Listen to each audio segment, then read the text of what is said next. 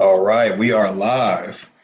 So I saw House of Mystic says this chat is so slow. And Messenger said, wait 41 seconds to send the chat. So do y'all want me to make it regular again? If so, I'll just go make it regular as far as the speed.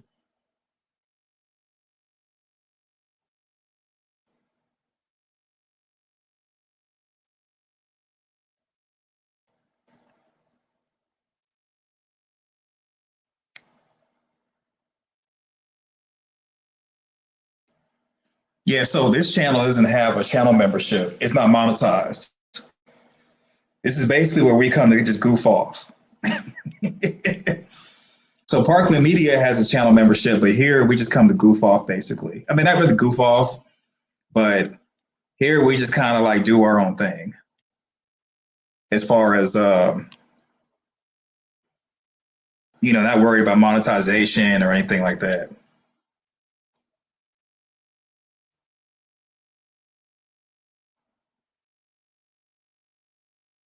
So yeah, if you want to join the channel membership, that's on Parkland Media YouTube channel.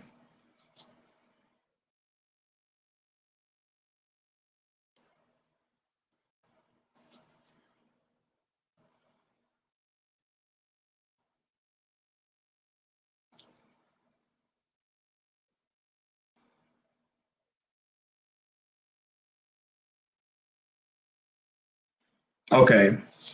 So Amanda says the slow motion is messing her up. So I'll make it back regular.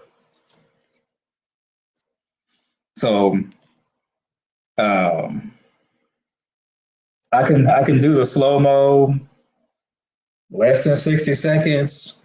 What I'll do is I'll just turn it off, and if anybody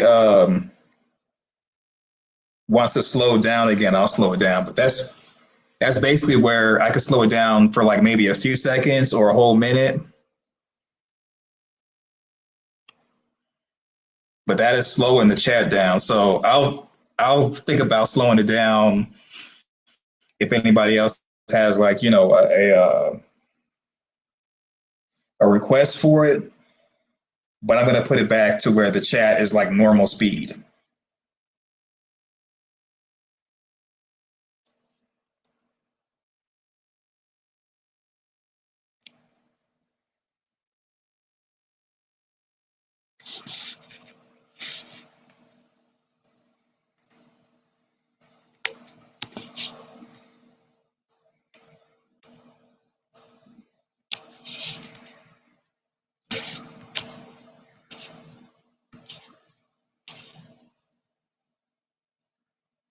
All right, slow mode is off, chat away.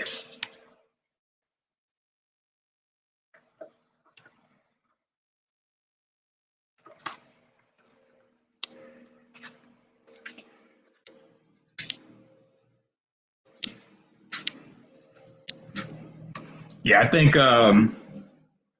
watching that doll burn was the highlight of my day.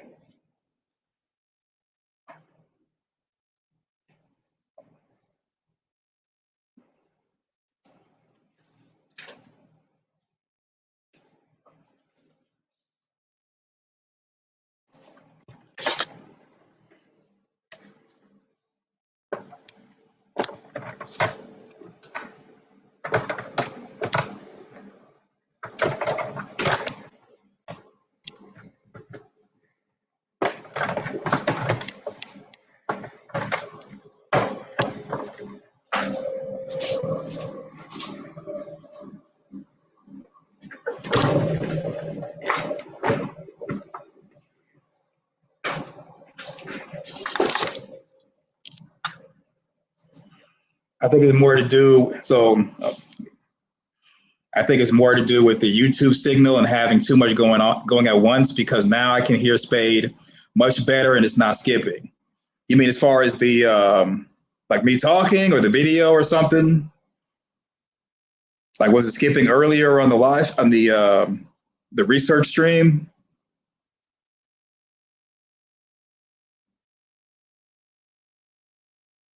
Well, they do have. Well, Boyd and Abby were military, and you see what happened with them. I think if anything, they need less military people.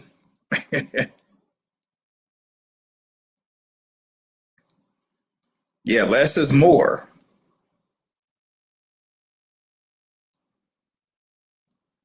You must surrender the precious to join the channel. Hey, put the ring in the lava.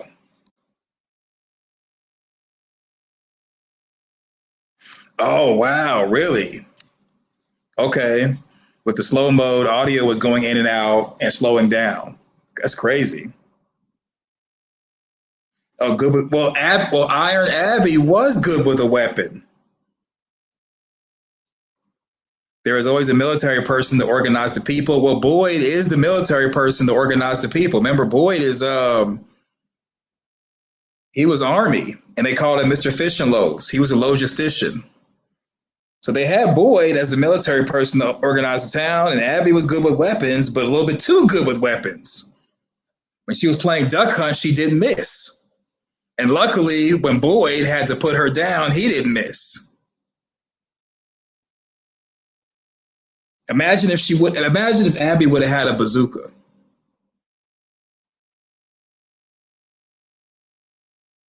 Okay. Okay. Yeah, imagine if Abby had a bazooka instead of just using a handgun. She would have been destroying buildings, not just people's lives.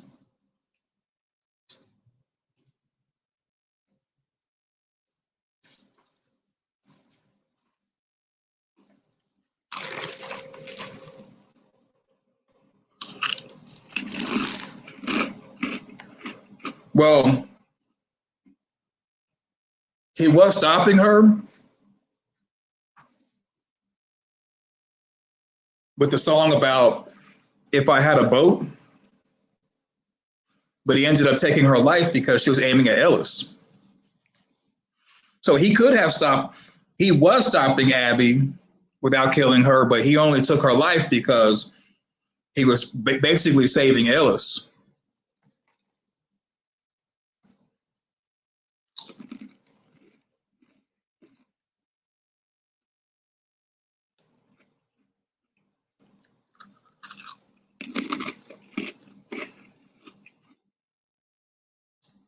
Not in Abby's hands.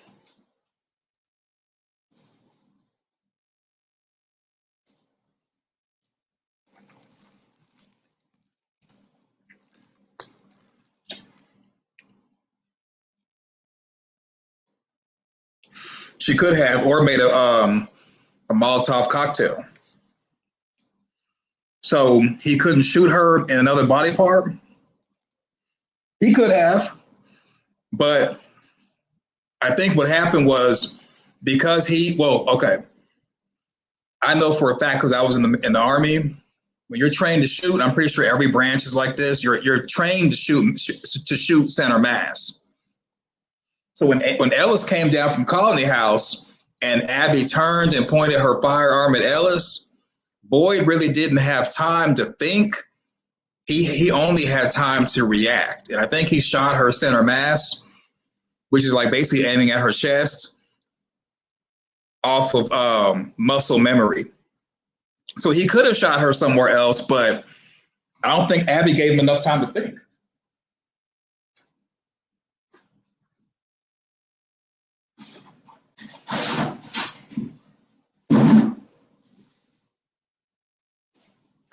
So kind of like with police officers. Sometimes people will say, well, police officers, they didn't have to take somebody's life, but it's like if you're trained to use lethal force in a lethal manner, when it comes to a situation where you don't have much time to react, you're going to go by muscle memory, and you're basically trained to shoot center mass to take someone's life. So you shoot to kill. So because everybody's trained to shoot to kill who uses a firearm, it's like if you pull it from your holster, you're going to automatically take someone's life if you don't have time to react. And Abby didn't give Boyd much wiggle room as far as his choices because he really wanted to save Ellis, their son. Sorry if I'm chewing in y'all's face. I'm It's dinner time.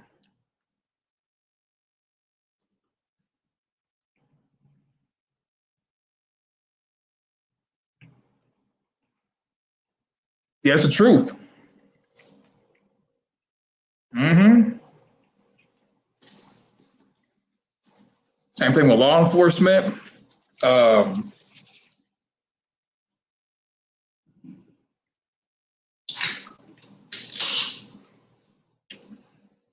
Secret Service. Everyone's trained to shoot center mass, and there's no time to think when you have to react.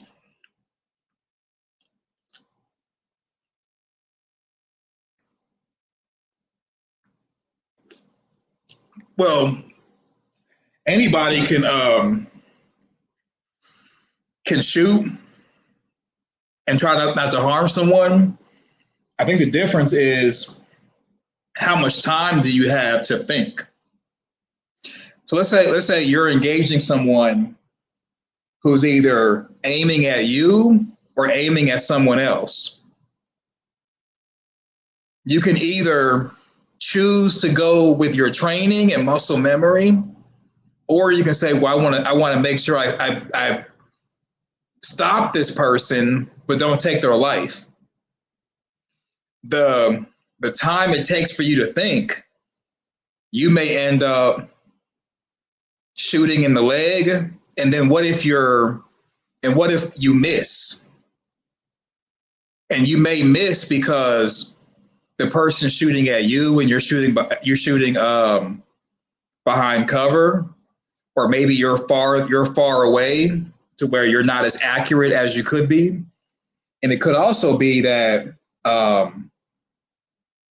the person could be moving while either aiming at you or aiming at someone else.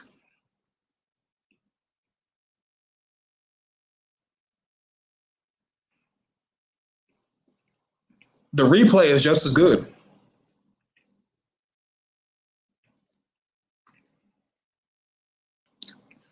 The whole point of the Chit Chat stream is just hanging out.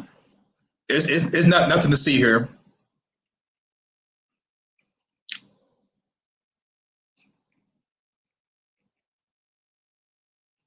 Yeah, exactly.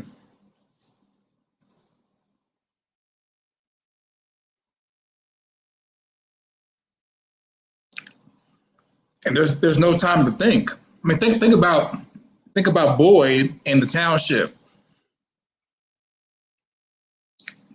Look at how fast it was between Ellis coming from Colony House, Abby turning to shoot at him, and what Boyd had to do. Boyd had to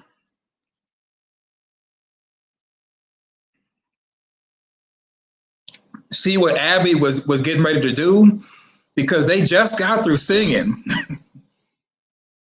So once Boyd saw Abby turn to aim at Ellis, Boyd had to take his firing hand, put it on his weapon system, take it out the holster and aim. Yeah, there's no time. Because if Boyd would have been a second late, Ellis would have been killed.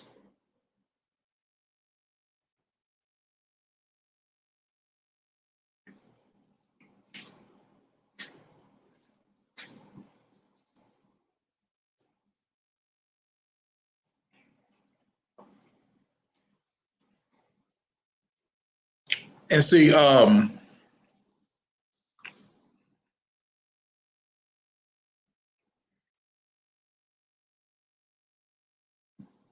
think Boyd feels guilty because anybody would feel guilty taking a life, even if the person is bad. I don't think anybody really just wants to take someone's life unless you're a murderer or you have mental illness.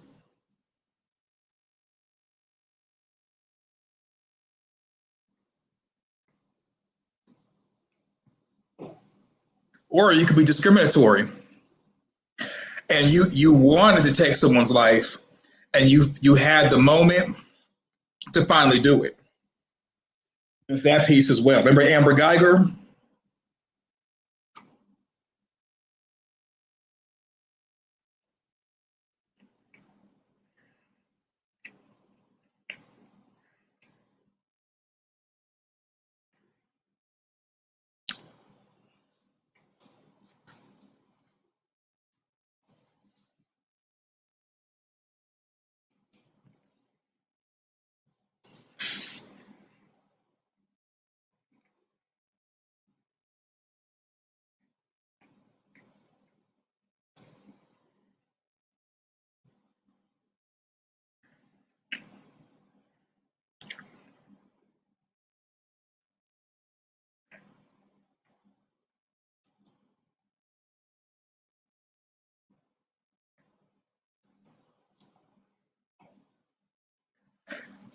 I think Abby had post traumatic stress disorder, and her trigger may have been not being able to have control over a situation. Because I mean, when you're talking about somebody being called Iron Abby, they're used to like being in stressful situations. But she may have been able to function because of her training. But when you're in a place like Fromville, where there's no one to shoot, like the enemy, you can't shoot them, and you can't like solve a problem with shooting, that can mess with people.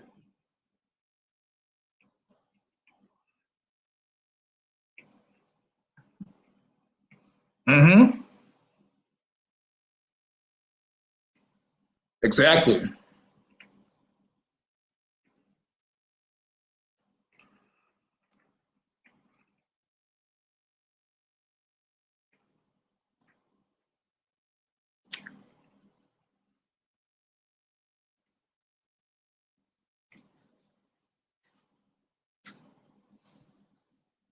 Another example is with Fatima. Fatima was basically lashing out at people, and then when Ellis took her to the vehicle graveyard, she's taking her frustration out and busting up vehicles.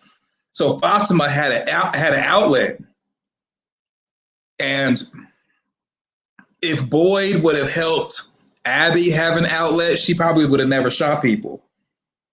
Because shooting people it's going to sound weird, but shooting people, I believe, was Abby's way of dealing with stress.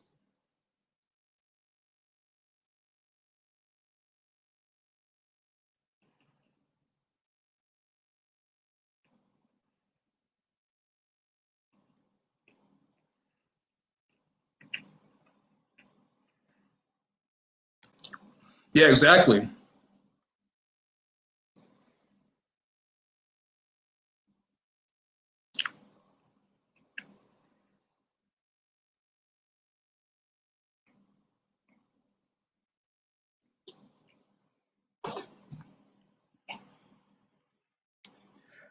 Yeah, don't you never know what someone's trigger is.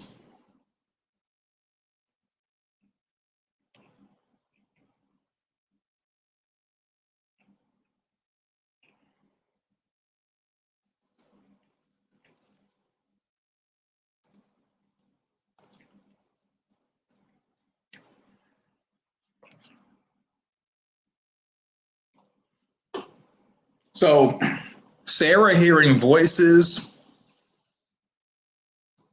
and not really being conflicted and taking lives. Yeah, Sarah probably already was a murderer. Remember, the voices told her to kill Toby and make it look like the monsters did it, which she did. And then she left the door open, I think, to cover her tracks.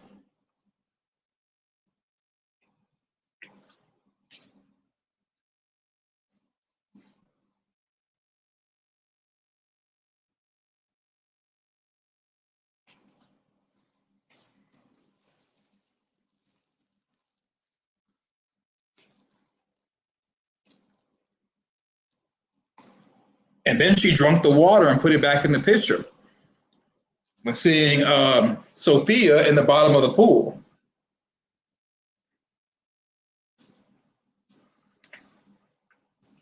Sarah might be a psychopath.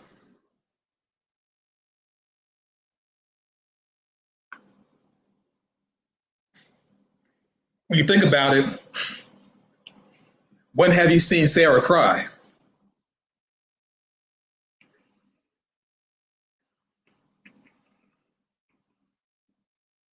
Are you sure?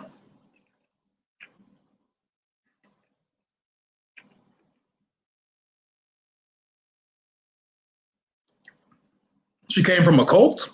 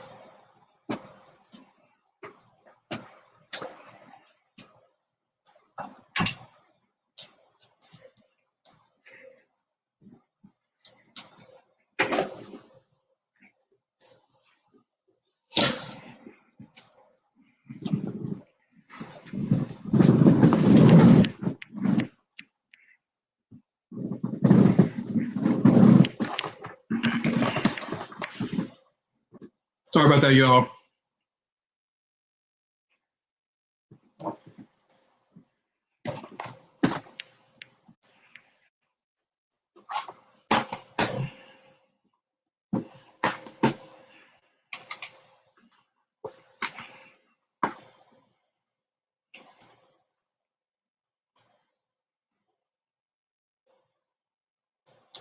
Oh, wow. Yeah,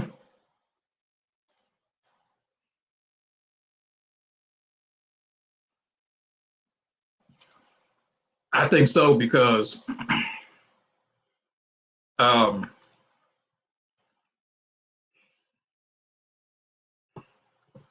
Sarah took someone's life and she she kissed Toby before she did it to calm him down. Think about it like this. Who does that? Yeah, I think she did say that. But who just goes around kissing people to calm them down and then boom, stabs them?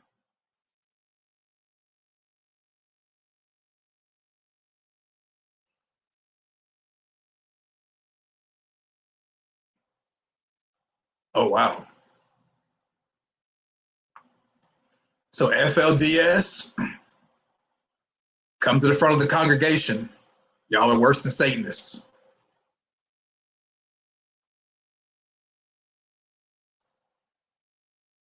Could be.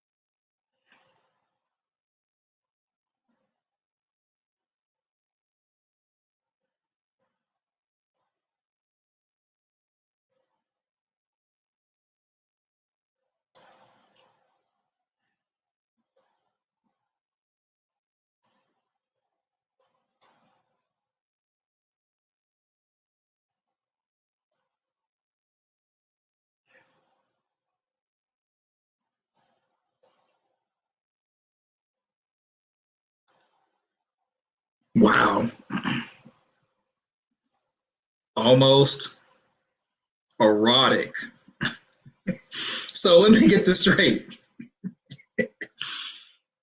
Sarah basically was turned on by kissing dude, preparing to take his life. Sarah, you crazy. A kiss to distract from the knife, maybe. Nice way to die. Wow. Amanda might be Sarah. A nice way to die. He. Wow, wow, wow. You know what? Amanda, you've been tripping tonight. You know, we got to do it. Let's make sure we're safe. It's getting a little crazy.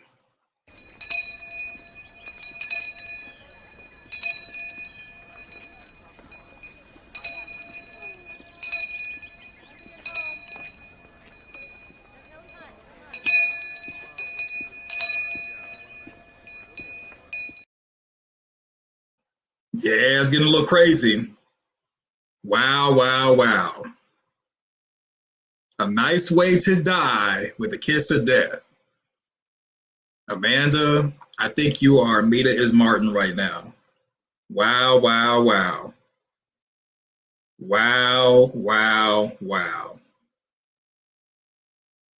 Yeah, this is that's it. Wow, wow, wow.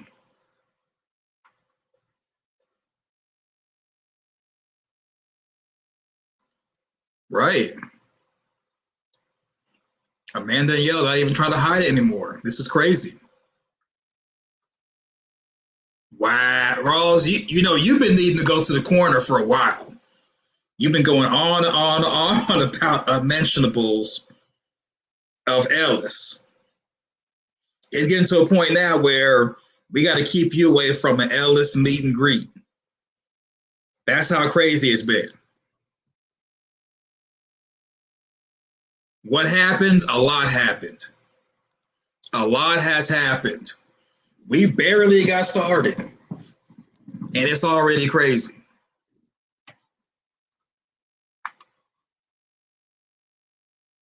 Would you rather get punched than killed, or kissed by a pretty or a handsome person before death? How about not die? How about take care of me in the clinic? I don't die. Why can't that be an option? Why can we not have an option where people are okay?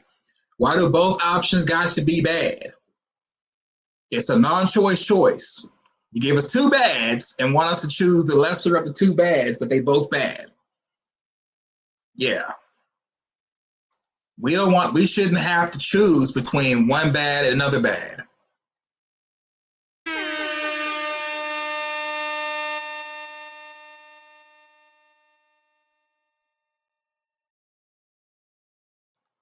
What if that isn't an option? Wow, so now we're taking away options. Pretty soon we're going to be chained up like Martin in the dungeon, where you can either die or be chained up and take the worms. So that means you're Toby, you're going to die one way or another.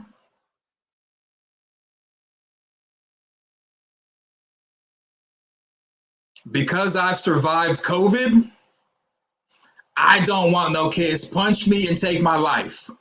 I've survived COVID, and I don't want nothing on me as far as cooties. So, yeah, punch me in the face, then stab me. Let's get it out the way. Sarah's first kiss of death, are you sure it was the first? That might be the 100th kiss of death. There's no going back to what we were just a brief few hours ago. Exactly. There's no going back. You can't undo it.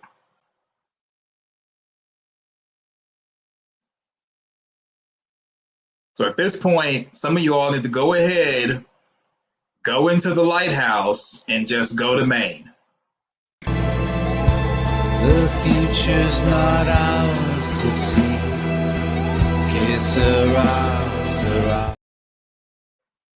Yeah, you might just go ahead and go to Maine. A couple of people need to go ahead and get pushed out the lighthouse. I know. I don't think it was a joke. I think it was a revelation. I think whoever said that is a prophet. It may, like Sophia said, people, well, Mariel's a prophet, and maybe it's some more prophets.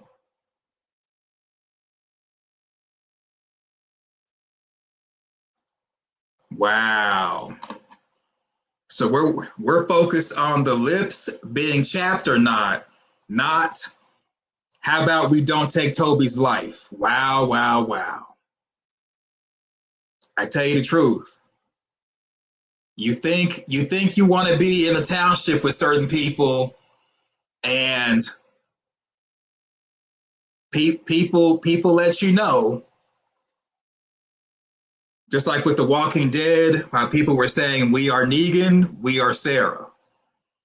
Right now, it seems like we are Negan, we are Sarah. Wow, wow, wow.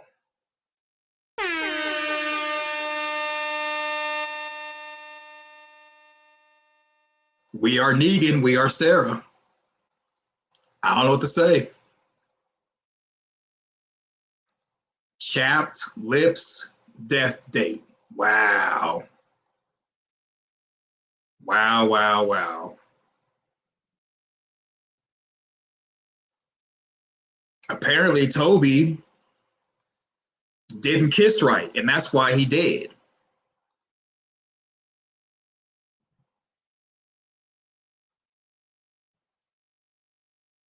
So, angel of death nurses make the hospital go rounds. Wow. I know. See, I think it was yesterday or day before yesterday, Michelle was saying that Henry's got a pan, and now we got people giving kiss of deaths. Let me find out that we got to start bringing holy water to the chit chat. Some of you all might end up having to go through the tree. Wow, wow, wow. Start bringing holy water to the chit chat.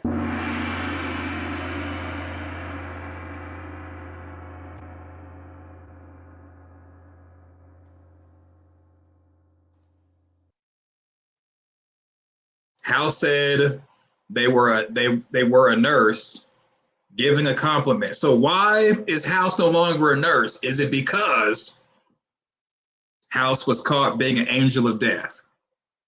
I need to see the patients that have survived compared to the total patients to make sure we don't have a nurse ratchet.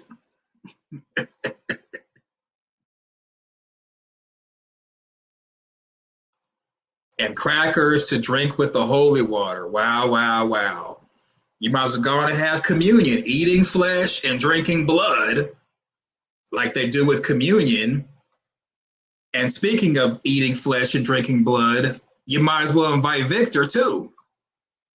You might as well invite Victor. Invite Victor so that he can eat on some people too.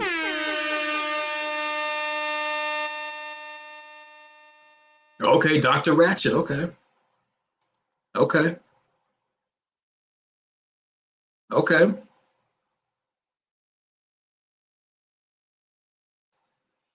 Who do we think is the angel of death? Well, Sarah. Sarah was the angel of death, and everybody's saying, I am Sarah, like I am Negan. So I think a lot of you all might be angel of death.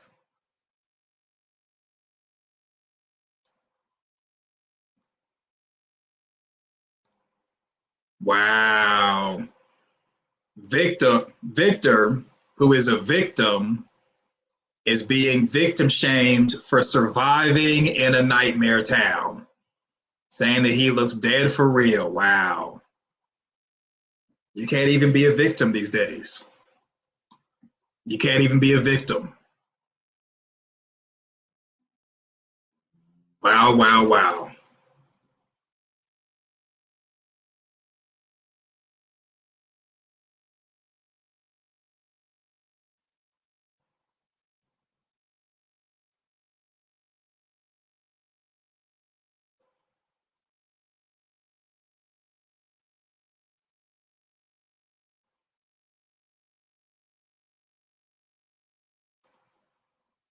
Someone in the group was the angel of death? Wow.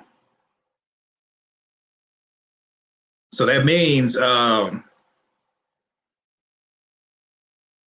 hit dog basically hollered because we had no idea there was an angel of death amongst the group, and a hit dog has hollered.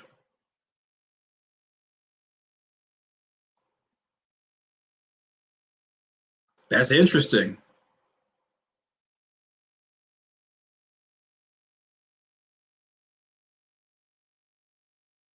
A hit dog has hollered.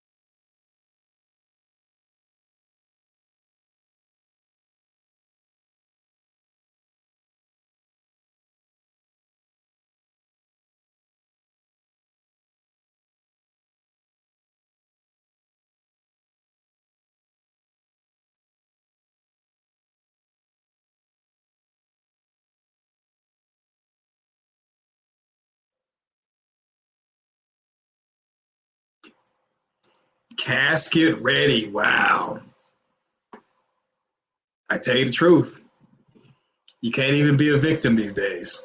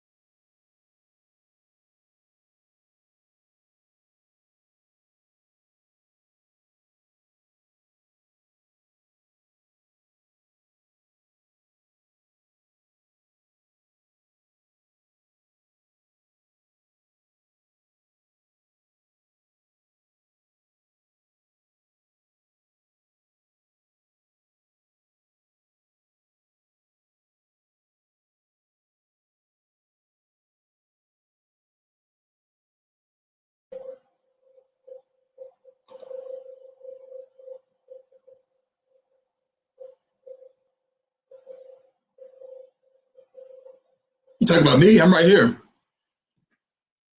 I'm really upset about this drag out from series. Hmm?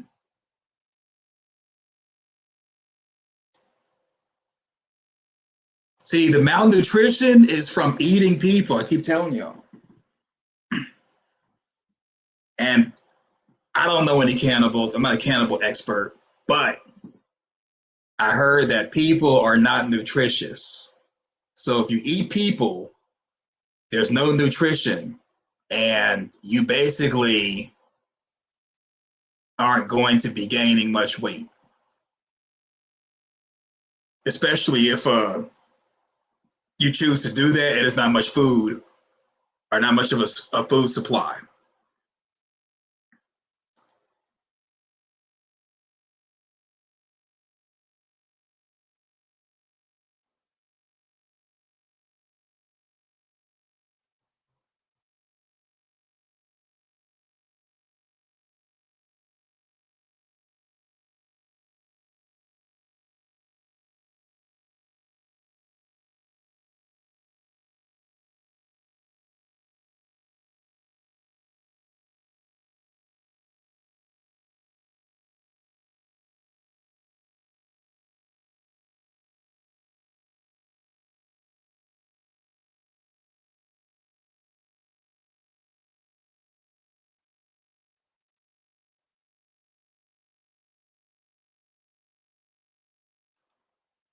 Actually, that would be an awesome idea. A From themed escape room. There's a lot of stuff that they could do with From. I'm surprised that there's not a video game, not any talk of a movie. So if they do a prequel to Victor, they could just make it into a movie. I would want it to be some seasons because he went from 10 to like his 50s, but um, I would even settle for a movie. So,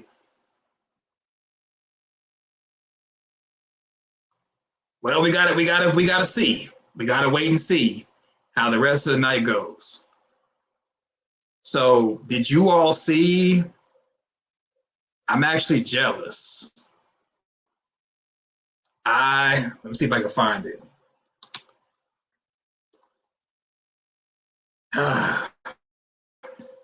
What's crazy is I'm in America and I could have been a part of some awesomeness.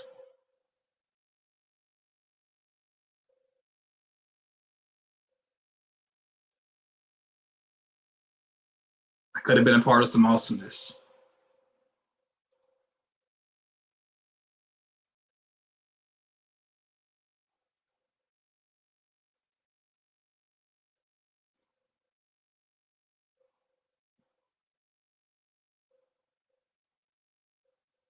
Wait a minute. Look. Wait a minute. Wait a minute. Wait a minute.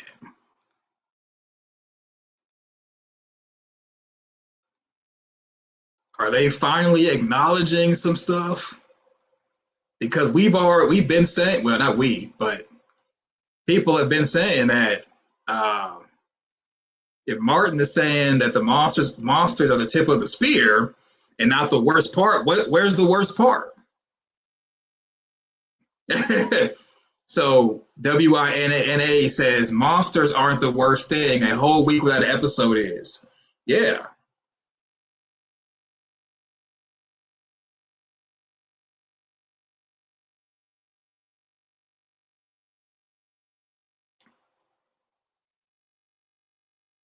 So Given says, pretty sure Martin is the man in yellow and he's tricking Boyd here.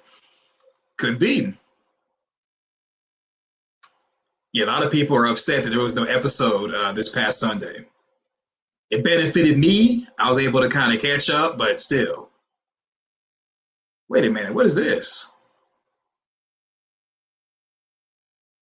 The Nightmare Children artworks are hauntingly good. What?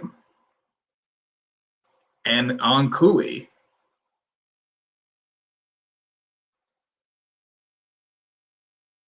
Oh, this must be some fan art.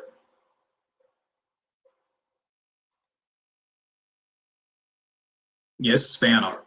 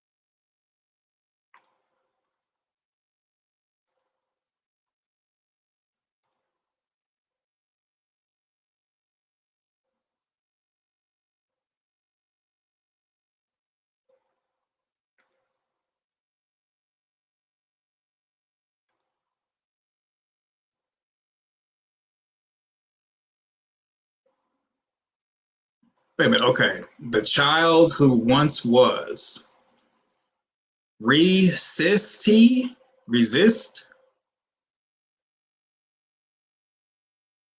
What? Yeah. So I think I was saying this earlier that a lot of people they find a way, like they make artwork, and it might find a way on the show, and you'll see it in the episode, but it really has nothing to do with the actual series. It's just kind of something interesting.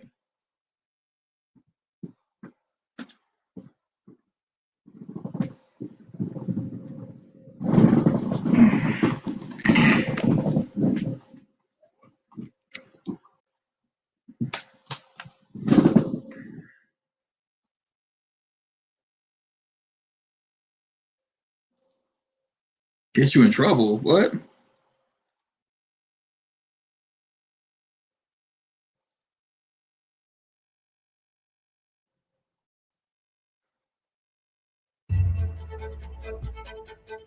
There's not one. There's Ricky. Ricky is the funniest person I've ever met. He's really funny. That's what I heard. The combination of Courtyon and Ricky Keys, like Abbott and Costello, they're pretty funny. I get that you're probably all bent out of shape. Can you stop and just help? Never mind. Ricky and Courtyon make me laugh a lot. Ricky and Courtyon. Courtyon's face is pretty funny. Makes me laugh.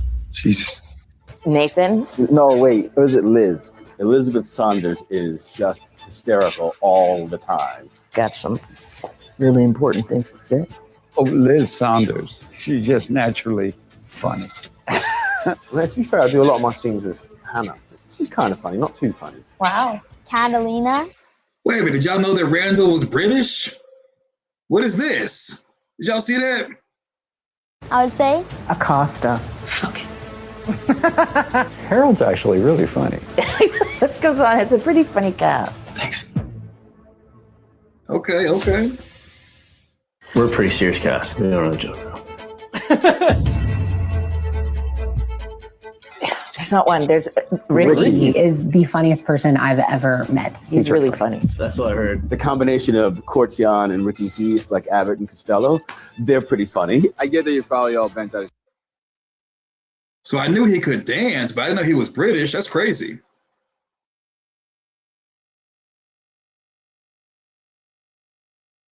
That's crazy. Can you play the episode 6 trailer? Okay. Shape. Can you stop and just help? Never mind. Ricky and Courtyon.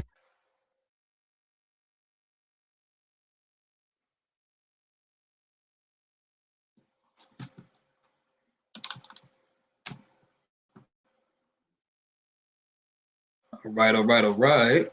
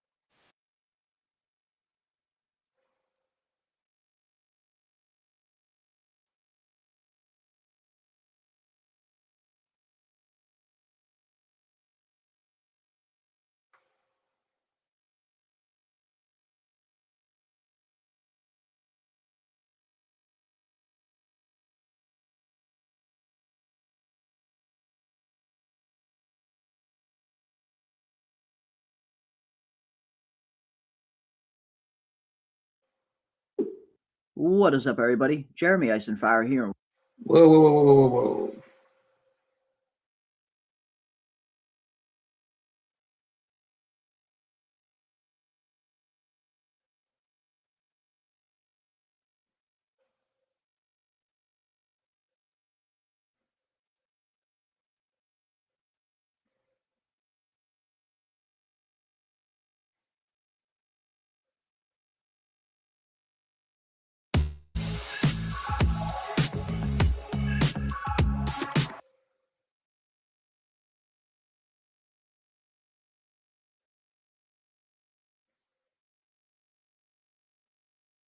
Suicide mission because things in a room trip. This is boy. For answers, I found answers. This is our shot. Victor's on the roof. The man in the suit. Is there anything else you can remember about him? I could try. No, both. Come on, stay with me. Wait, it's not gonna work. Don't you do this.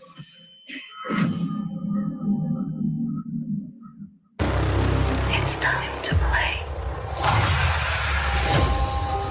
I went looking for answers. I found answers. This is our shot. This is where you make your stand. The man in yellow's back. It could all be happening again. What do you want from me?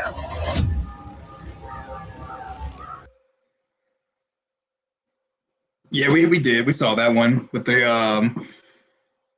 the red that was on Smiley and on Kenny. And Boy was walking down the street at night with the ringing the bell.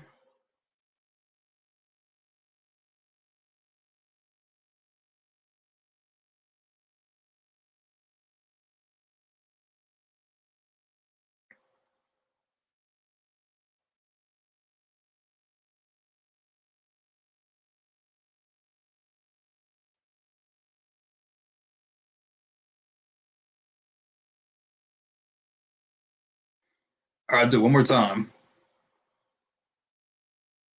Want me to plan a suicide mission because of some things that you saw in a mushroom trip. This is our chance, Boyd. I went looking for answers. I found answers. This is our shot. Victor's on the roof. The man in the suit. Is there anything else you can remember about him? I could try. No, both. Come on, stay with me. Wait, it's not gonna work. Don't you do this.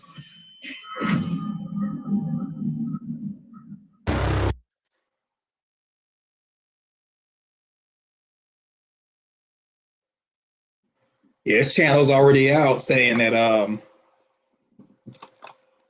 they're claiming to be reviewing episode 6. Let's see.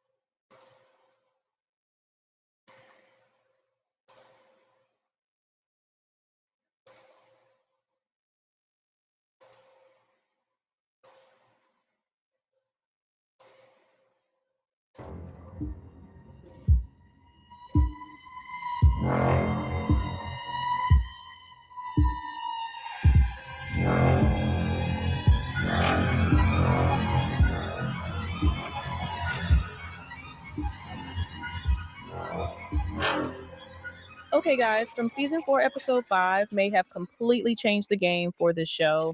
I know we've had creepy moments before, shocking deaths, and terrifying monster attacks, but this episode finally started connecting the dots about the town's repeating cycles.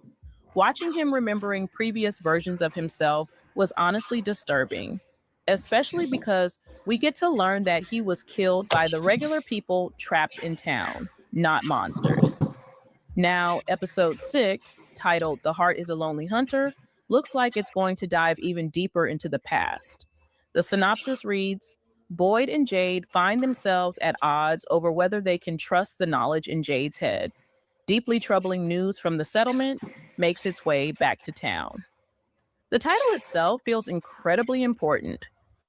Carson McCullers' novel with the same name focuses heavily on loneliness, emotional isolation, and people desperately trying to connect with one another while feeling misunderstood. That theme fits from perfectly because nearly every character is emotionally falling apart right now. Even though these people live together, they're becoming more isolated from one another with every passing episode. And speaking of isolation, we need to talk about Victor. The trailer showing him standing alone on the rooftop was heartbreaking. Victor has survived this place, including a massacre, longer than anyone else, and grew up surrounded by corpses and trauma. The man never got to experience a normal childhood. And now things are spiraling again after his father discovered the truth about Miranda and the man in yellow. Well, he never got a chance to experience adulthood either. He's never really been able to enjoy life. So now he's institutionalized. Fromville is all he knows. Even if they do get rid of the trap, he wouldn't survive in the outside world. He'd be stuck in a house all day. Can you imagine Victor trying to figure out the internet, cell phones, how to drive on a paved road, deal with traffic? Imagine him going to the supermarket.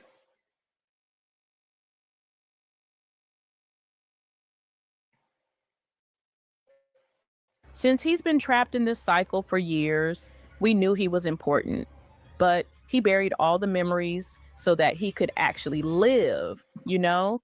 But now everyone needs his knowledge, and episode 6 might finally reveal what Victor really knows about the man in yellow. Now, let's get into Jade because episode 6 clearly revolves around him. His visions during his scary mushroom trip changed everything we thought we knew. For seasons, most of us assumed Tabitha and Jade died at the hands of monsters in previous timelines. But now we know something much darker. The townspeople themselves turned against him.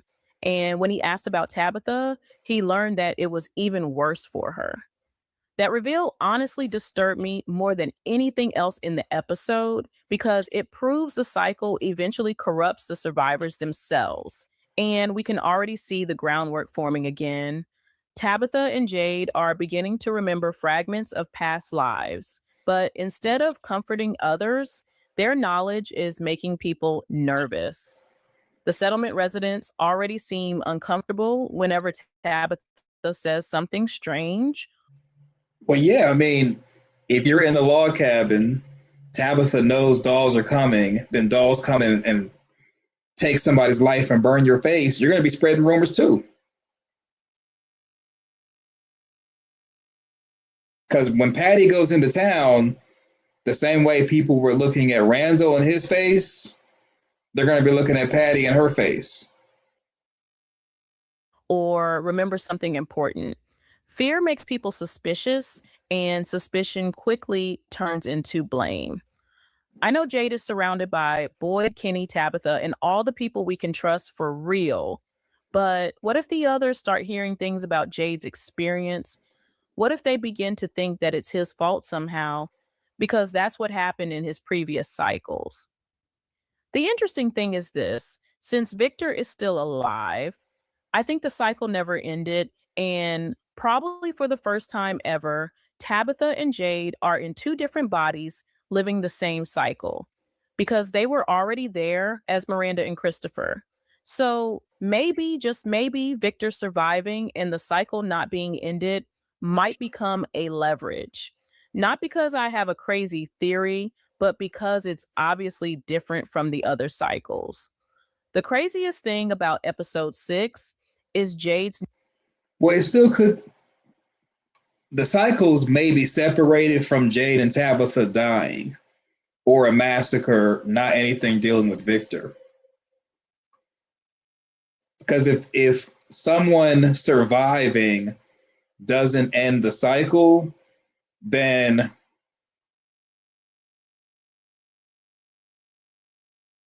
that would present the idea of why would Tabitha and Jade be brought back into the town? And what would be this? What is the difference between one cycle and another if Victor surviving does not end that previous cycle?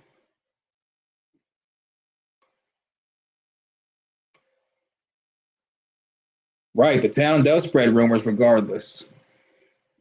No, there is physical proof that will only add to the craziness. Yeah. I mean, Patty's face is going to be the talk of the town. You can only do so much when people are going to be looking at her face. And Boyd and or Donna are probably going to end up threatening Patty to tell her not to talk. And she's going to eventually talk because look at her face. New plan. Apparently, he wants to experience death, maybe to change the course of events and actually make a change in the story, or maybe to understand and remember what else happened. Boyd strictly disagrees with him, but then in the trailer, we see him performing CPR on someone, and Tabitha appears worried, so it can't be anyone else but Jade, right? Well, you're wrong, because the latest episodes gave us a hint about Donna's possible death. Remember how she told Tabitha that she'd put her own life at risk so that Tabitha's kids wouldn't lose their mother? Well, maybe, just maybe, she tried to protect Tabitha and ended up getting hurt. My money is on Jade rather than Donna, but I guess we'll see.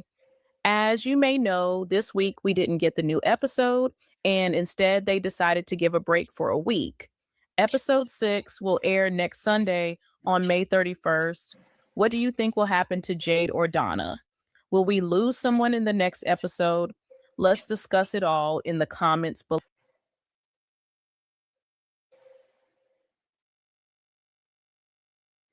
So this was titled From Season 4, Episode 6 Reveals Jade's Past. How do we know that? I mean, it's kind of like an easy way to guess since it's going in that direction, but the video made it seem like this was a review of or some information from Season 4, Episode 6. The clickbait is at an all-time high.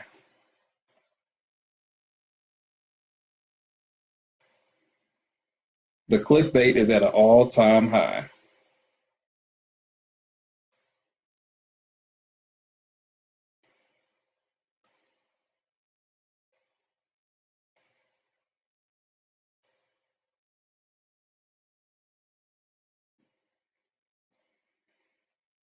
Yeah, they did. They were like, Tabitha, you left the township, or you went to the real world and didn't bring help. Yeah, so imagine how they're going to be with Tabitha after Patty comes back with her face looking like that.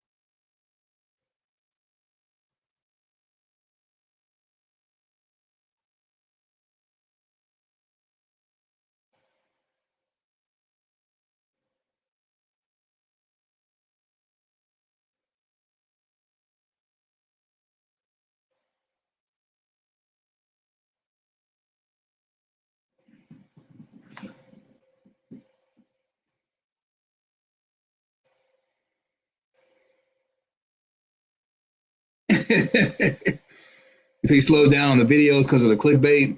Well, I mean, that's cool. Like, let's say if like you send me or anybody else sends me like 100 videos, some of them that are clickbait, I mean, they're worth reviewing and critiquing them.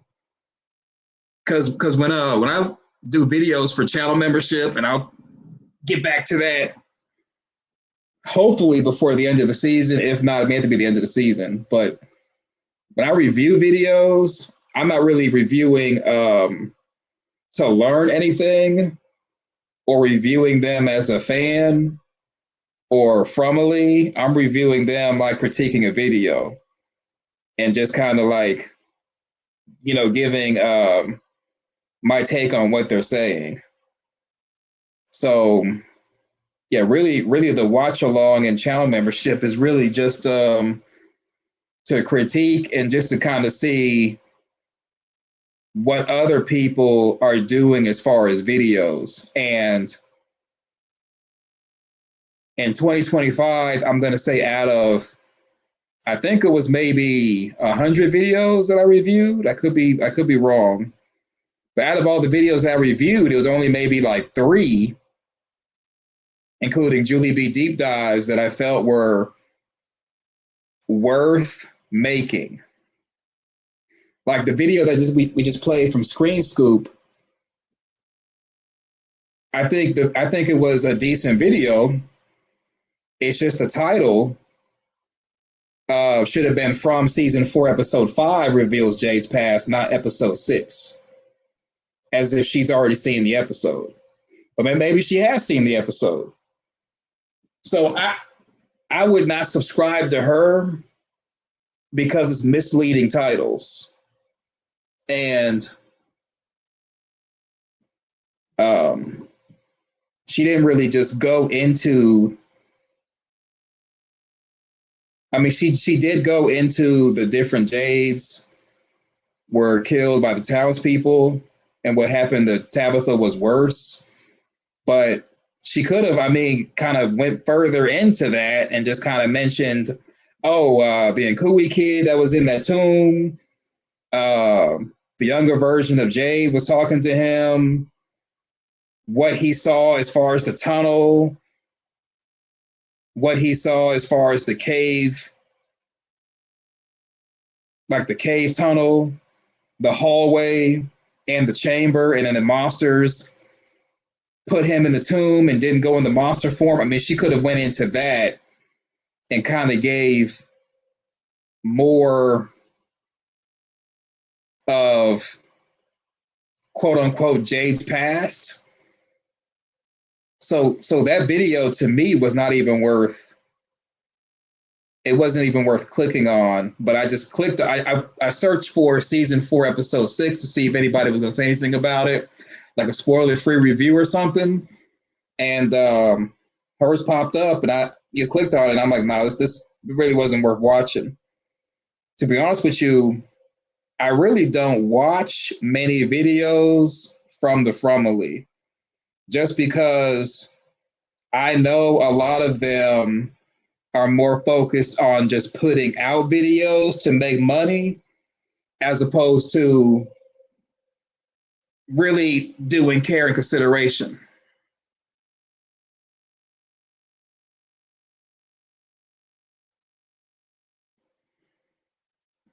I just sent you 2 emails, Spade, and they are not biased or fake. Been watching them for years. Well, hold on. I mean, I'll get to them eventually. I don't want you all to think that I'm like kicking the back in anybody or kicking anybody's back in. And I wouldn't want anyone to stop supporting someone just because of what I say. I just know that when people come to what they think something is, they're missing different points to come to the conclusion they come to. And it usually ends up being that they're just kind of like there's no rhyme or reason to the conclusion that they come to. or it's just kind of like talking in general as if they're giving a spoiler-free review. So what Screen Scoop just did sounds like she did a spoiler-free review of season 4, episode 5.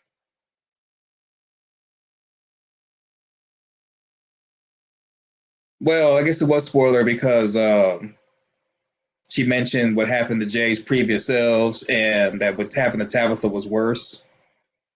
But it just sounds like it's more of a review than giving everything that was talking about Jade's past.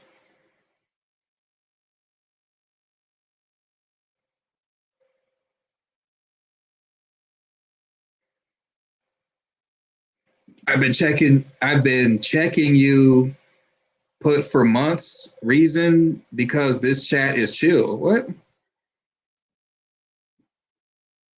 So you've been checking me. What? You don't like the chit chat?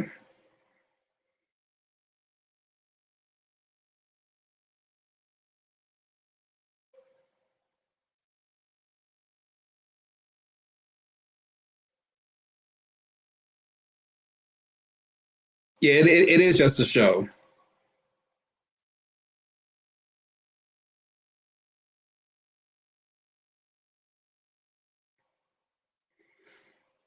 And see, I understand that it is a show as far as, talking about From, but for some people, this is like their job. And that's where I understand why they make videos and have a bunch of mistakes, or they come to conclusions that doesn't make sense, or they say things that's not even in the show, or use clickbait titles because, they're trying to pay their rent. I'm just being frank. Like, I understand that it's some people's livelihood to do this as a job. Nothing wrong with that. I think it's great. So that's why, I try to do it on channel membership, because I know people can be sensitive and tender if someone like me is kind of like pointing out stuff that puts holes in their video, and this is like how they pay their rent, how they put food on the table. So that's why I do it on channel membership, so that way it's not going to harm them as far as their ability to make money.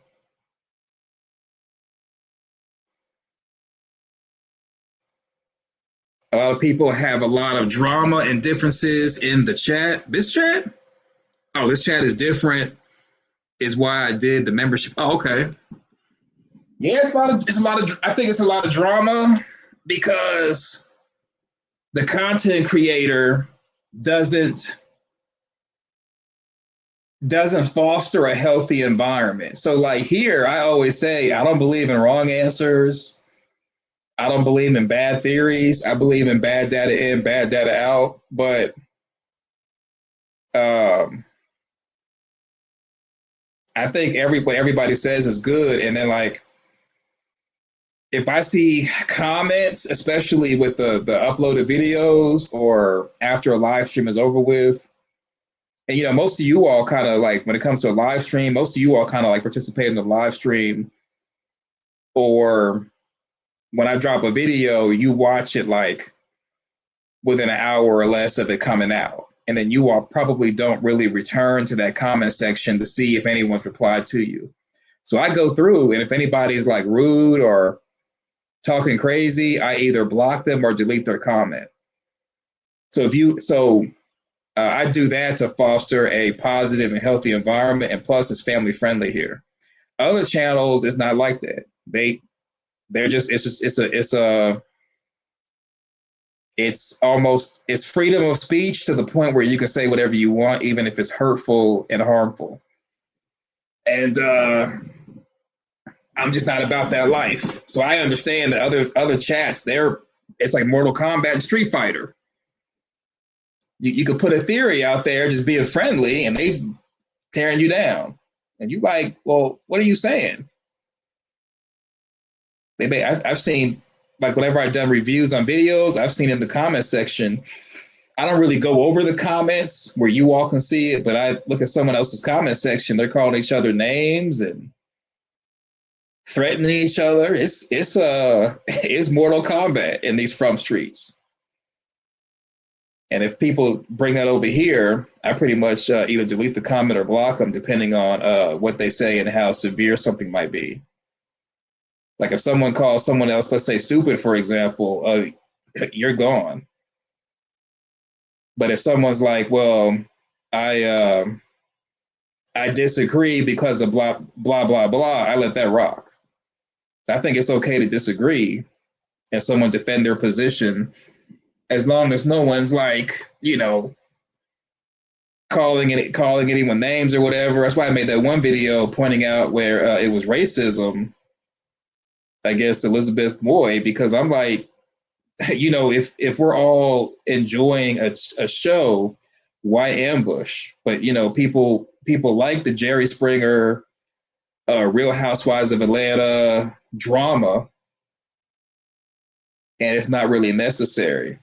But some people like having that kind of channel because if people are emotional about something, especially if they're upset, they're going to come back, they're going to watch, even if they hate watch.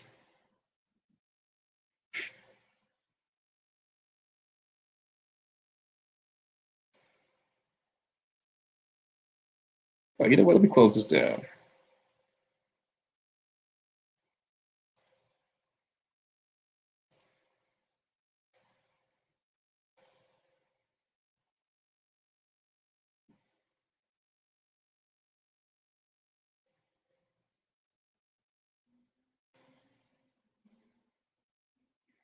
Yeah, there definitely are trolls. You protect this channel and your members from the trolls and BS that just want to bring someone down, to make them feel better. Yeah.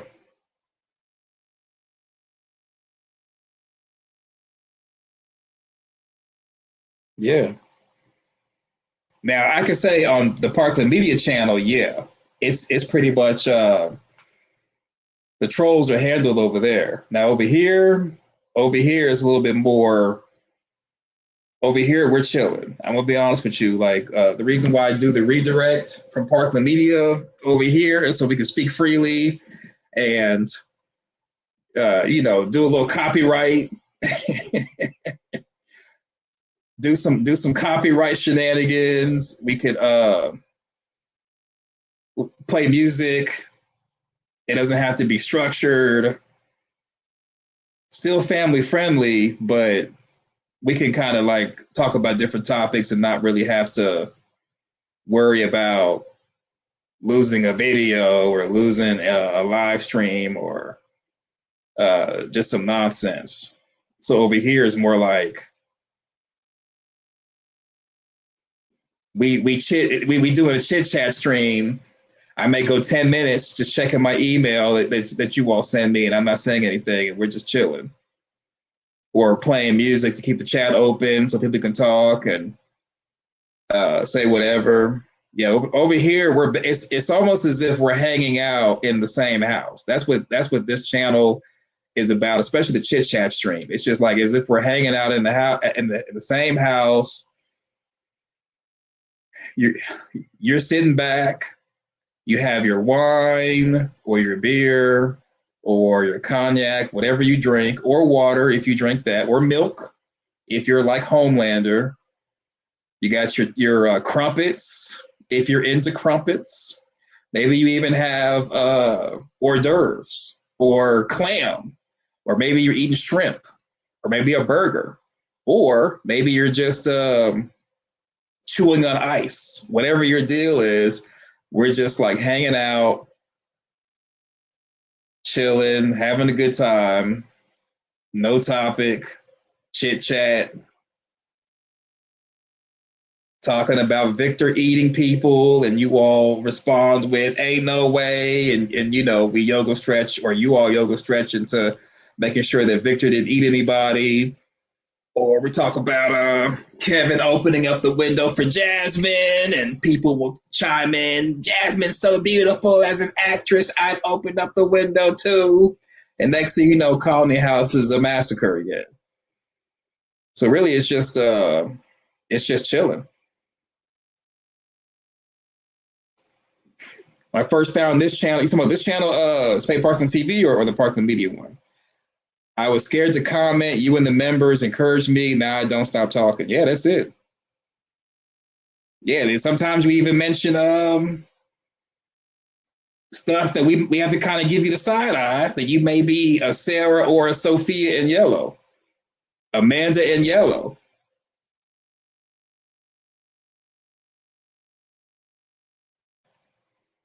This is the after party vibe. Yeah, that's all it is. It's just basically just chilling.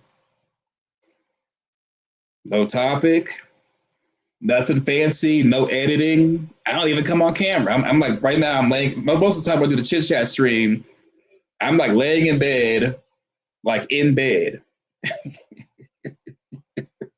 I'm laying in bed, chatting away. And then when I get sleepy, I put music on for you all. I roll over. If I wake up to drink water or use the restroom or something, I look, oh, there's 2 people in the chat. Let me shut the stream down. Put my my laptop or my tablet away. Go back to sleep. Just like that. Just like that.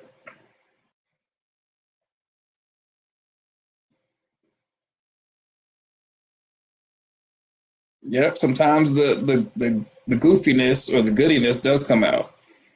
That's it.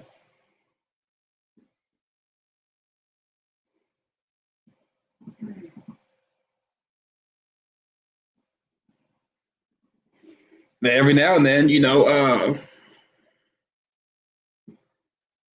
everybody in the email group. Yeah, so I'm the one that's been kind of starting the group email, and then other people will kind of like, you know, do an email to the group.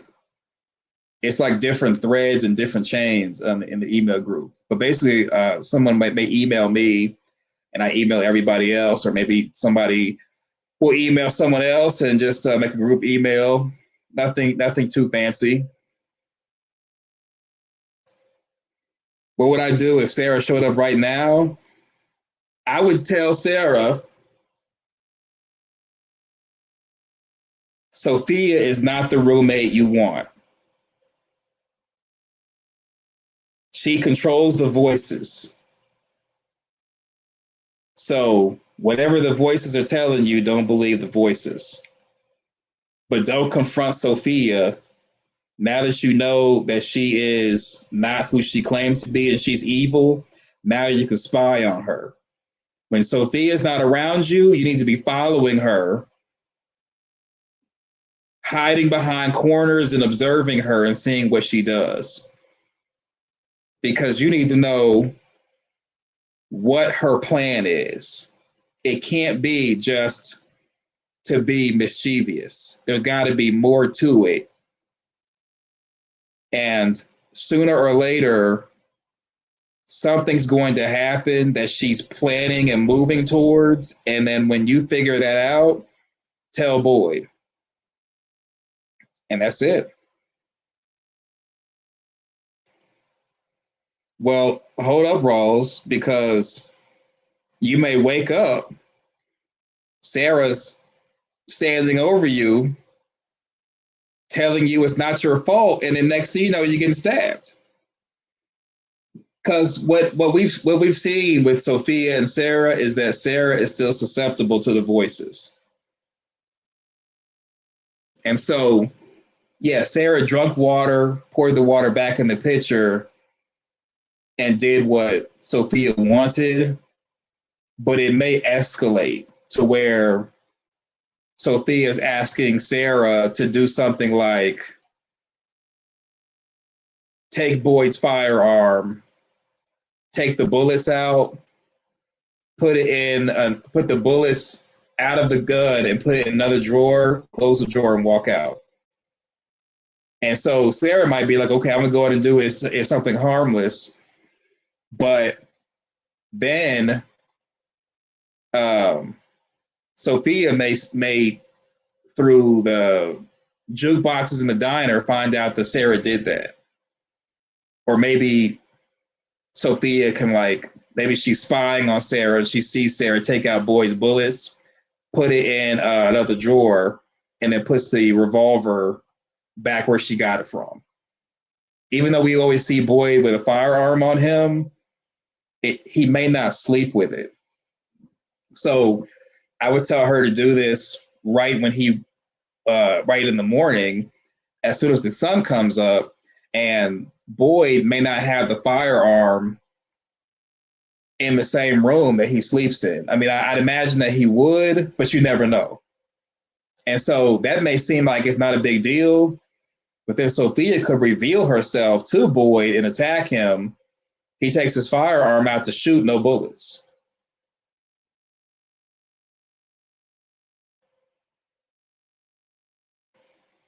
Give me a hammer and a saw. I bet she would not get me. Well, I don't know. Remember, Jim picked up a branch and the man in yellow stopped him mid-swing, put him up against the RV, ripped his throat out. So a hammer and a saw are effective until someone gets their hands on your arm or your arms and has positive control. So if you have a hammer in one hand and a saw in another, the saw has to go back and forth, and the hammer will be like the more effective weapon. So if Sophia in yellow turns into man in yellow, or maybe Sophia in yellow has the same strength and puts her hand on your arm with the hammer and gets positive control, now she can, while you're using the saw to saw her arm, she might be taking damage but not feeling any pain. And so now she's using her super strength to take the hammer out your hand. She gets the hammer, you're using the saw, slicing her up. She swings the hammer at your head, you're down.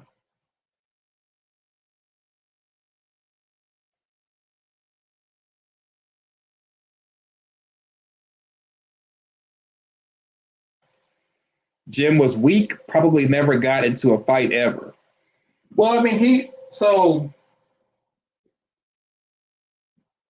was an engineer, so he was working with his hands. And I think when fighting someone, and we're assuming the man in yellow doesn't feel any pain, like the monsters, how they can get shot and they pretty much tank a bullet.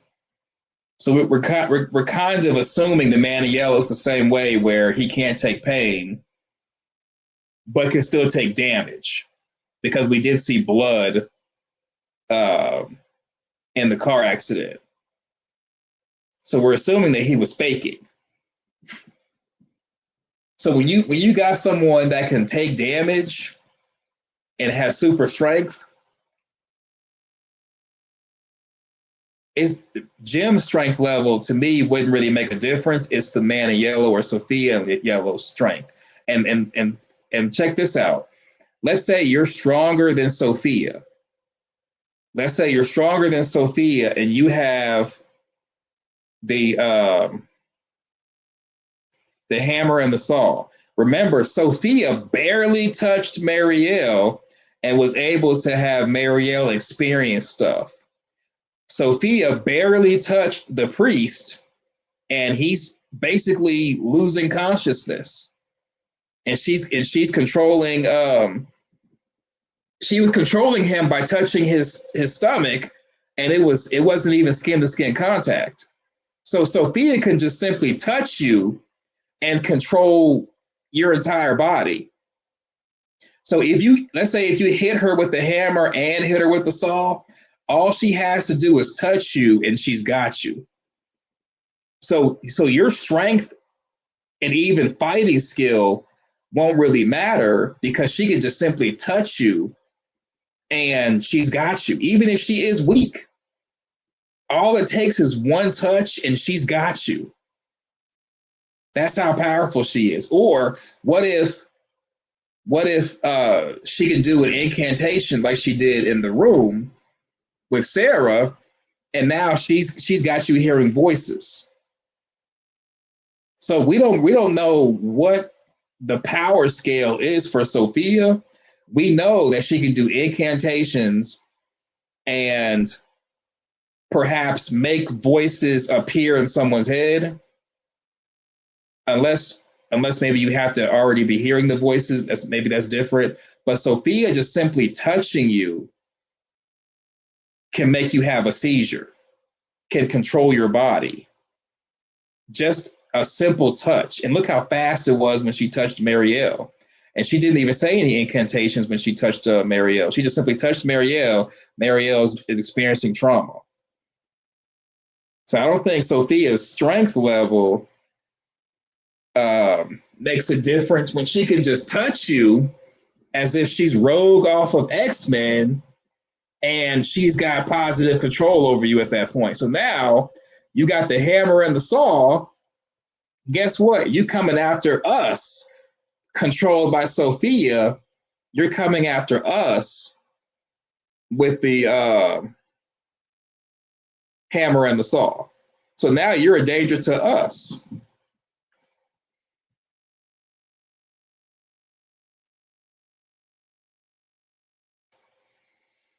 What if you chop her head off and put it in a box? Do you think if you keep the head and body separate, would they be incapacitated for good? I think it would be just like how Smiley was. How Smiley jumped back and was defensive when boys swiped at his neck, because chopping the head off is very effective. I think chopping her head off might be the way to kill her. Either chopping the head off or like Tabitha did, stabbing through like basically the heart. I think that's like the key. But you would have to catch Sophia off guard. And you'd have to catch her alone, because what if here's two scenarios. Let's say you tell someone Sophia is the person in the yellow suit. That person believes you or doesn't believe you. And let's say you tell Christy that. Christy may try to stop you from attacking Sophia, thinking that you harming Sophia is basically you harming a girl. And that you may think things about Sophia, but let's talk about it. So now Christy's stopping you, Marielle stopping you. Everyone you talk to will probably stop you, except for maybe Randall. But I think even Randall has his limits. I mean, look what Randall was doing with Julie. I think Randall might be the only person that might be like, yeah, I'm with you. And if not Randall,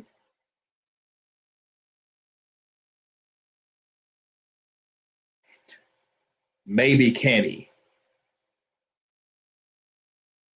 Because I could see Henry getting in between you and Sophia, and you got the hammer and saw in your hand.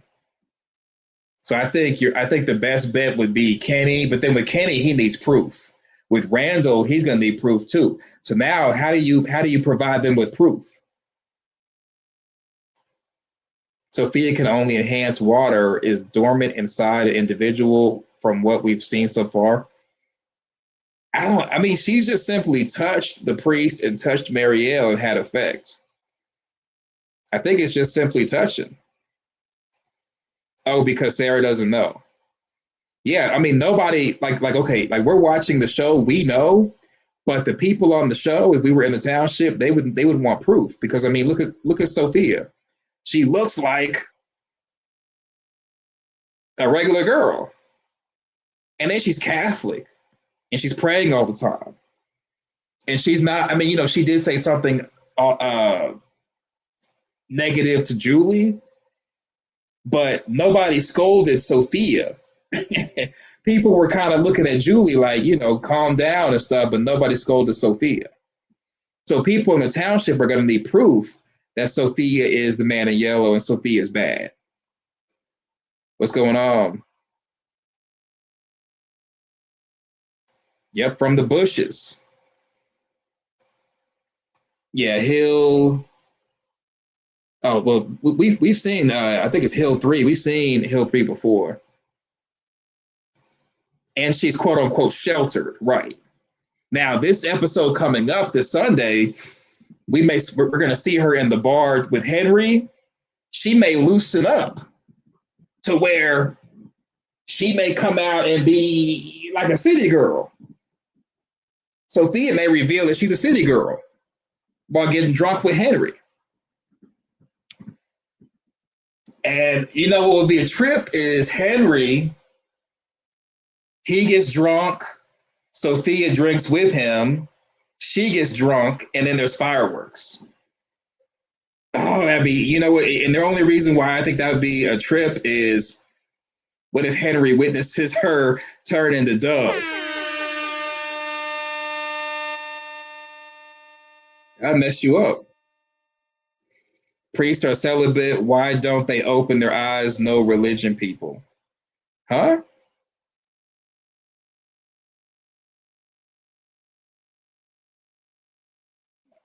Huh? Send Sophia the crackhead. Who's the crackhead?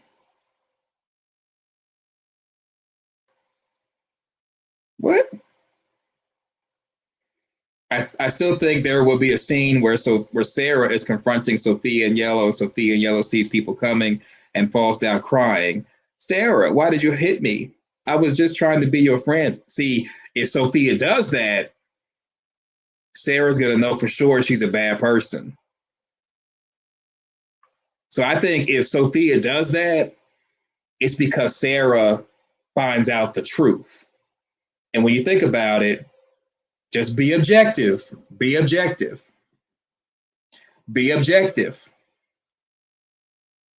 Who do you think people are going to listen to, Sophia or Sarah? Sarah has a reputation. Sophia does not. I'm just saying. Sophia did eat Henry's wife. Henry will probably smell Miranda on Sophia's breath and be like, you smell like my wife. And Sophia will be thinking, I ate your wife. She was yummy. Yeah, I can see that. Sarah's going to figure out the truth, but no one's going to believe her. I mean, I can see that. I mean, because Sarah has, she's got a reputation for doing things that are considered heinous. I mean, she ripped out Elgin's eye. There are people who know about Sarah and Elgin's eye. And then Sarah was trying to take out Ethan. Let's not forget about that. Like, Nathan got killed on accident, but she on purpose was trying to take out a teddy bear. Let that sink in.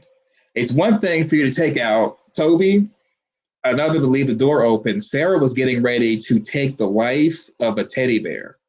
Sarah basically is no different than the original townspeople. The original townspeople were taking out teddy bears for eternal life. Sarah was taking out a teddy bear for freedom. So it's like, even though the intention's different, I mean, just looking at a kid and being like, I'm going to go ahead and do this to obtain something that's going to benefit me, it's considered selfish. And it's like actually considered pretty evil. Elgin's eye is there, but it's itty bitty looking. You'll see. How do you know this? How do you know this? Have you seen season 4, the rest of season 4? Because the eye was hanging out the socket. That eye was hanging out the socket season 3.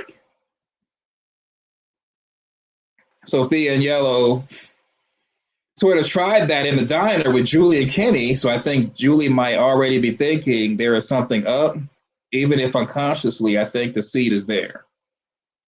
Yeah, because I mean, Sophia was saying that all the problems started when Julie and her family came into town. Please, no spoilers. Please, no spoilers.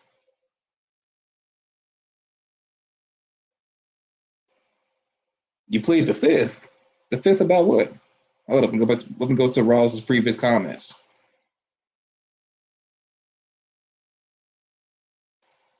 Spoiler photos, what?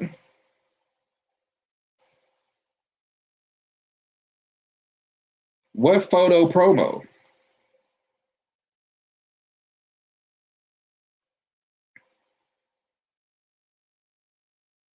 Because we've already looked at the press photos. This must be spoiler photos that people probably have taken from future episodes. Yeah, please no spoilers. Please no spoilers.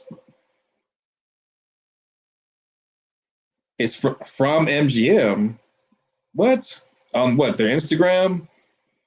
I've already been on the Instagram. Is more out there.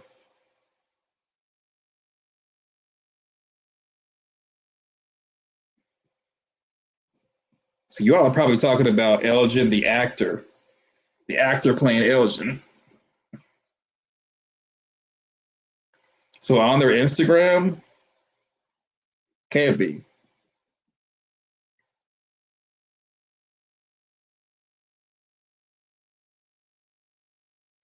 MGM Photos promo. We've already seen the photos for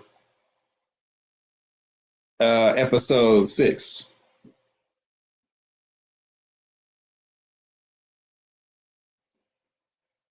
It's only like maybe 4 photos. One had Acosta and Jade. The other one had Boyd.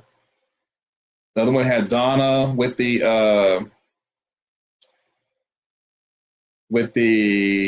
totems, and the fourth was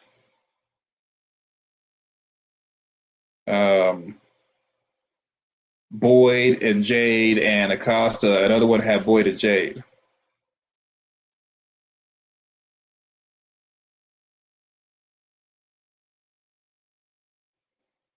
Well, see, okay, when you say search it it won't be MGM's Instagram or MGM or Amazon's websites. You're probably talking about like Reddit or see the stuff he's an insider. Like I was saying before, there's people who are insiders where they have press credentials and they have access to stuff that is insider stuff, which is still spoiler. And the press is allowed to get that stuff because they're doing reviews. So Jeremy more than likely, because he's dropping trailers for the next week, the same day that the episode for the previous week comes out, he's definitely has press credentials and he's basically an insider. Nothing wrong with being an insider, but that's how I know when you say search for it, that's like searching someone's Discord, or Jeremy probably has it on his hard drive or something. Yeah, there are insiders, basically people who have press credentials who are getting access to stuff that is really not supposed to be put out there until after the episode airs. And it's like for their eyes only. But they're putting it out there because there's nobody regulating proprietary information or intellectual property. No one's regulating it. So they're just like, it's like the wild, wild west. And nothing wrong with that. That's cool. But yeah, that stuff is it's not privy to the general public, even though the general public can get their hands on it because of insiders.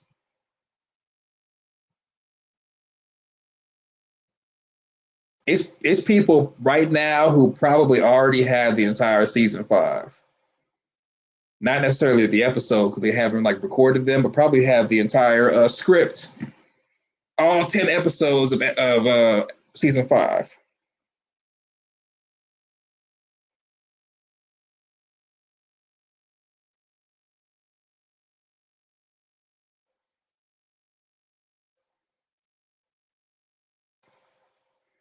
The advertising is twisted this season. So I don't think the advertising is twisted. I mean, MGM is dropping their own stuff. That's spoilers. But I think it's just that I think MGM doesn't really care about spoilers. Because I haven't heard anything about a press injunction, which is what they use to punish people for putting stuff out there. So I haven't heard of a press injunction. I mean, people are basically, it's like, hey, if you can get access, put it out there.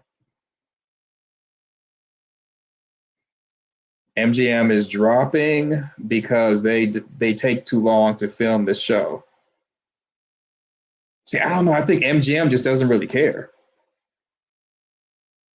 Because I mean, like, but when I was watching season 1 of From, and we got the ending of season 1, the spoilers for season 2 were out a week or two before season 2 even started. And it's not really MGM or From thing. It's really every studio's like that. Because I mean, even with Marvel is one of the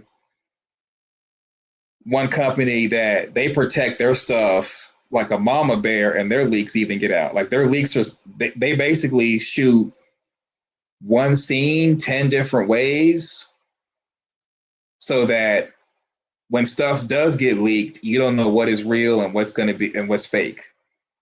That's their strategy, is to basically they give you the script the day you're going to shoot, and you're shooting a scene 5 different ways.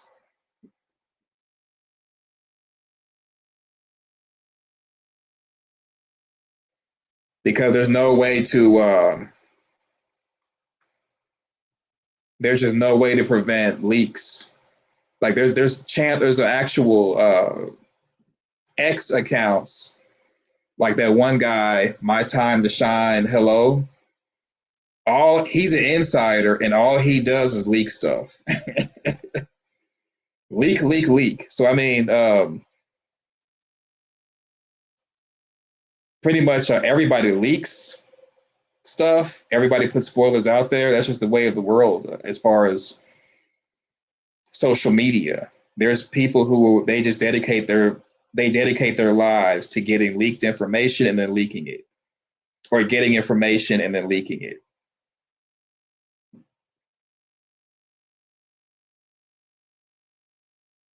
So to be honest with you, I mean, as far as me, I will say this much. It is a benefit to get leaked information because it allows me to work ahead. So, for example, when we saw that trailer with the different Jades on the Porsche Colony House, I was blown away when I saw it. You all saw my reaction in real time. Well, because I knew that was going to be a thing, I already had like ideas on what I was going to say with that before it aired. So leaks do help with planning ahead. And when it comes up, I'm able to still take notes and not be like falling out of my chair because I already know something's going to happen. So like if there's like a trailer out there with leaks, I'll play that and entertain that, or maybe some pictures from like MGM or Instagram. I'll go ahead and show that. But if it's like another content creator's channel, I probably would avoid that just because I don't really want their commentary to be in my head when I'm formulating my own stuff.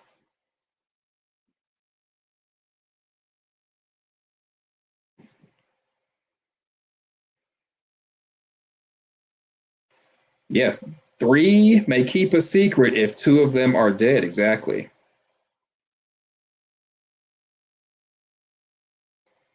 So you like leaks? I don't like leaks, but we have entertained trailers with leaks. and pictures that have leaks. So we have entertained that, but like a comment in the comment section, I wouldn't want a leak like that. Because number one, what if it's not true? Number two, what if it is true?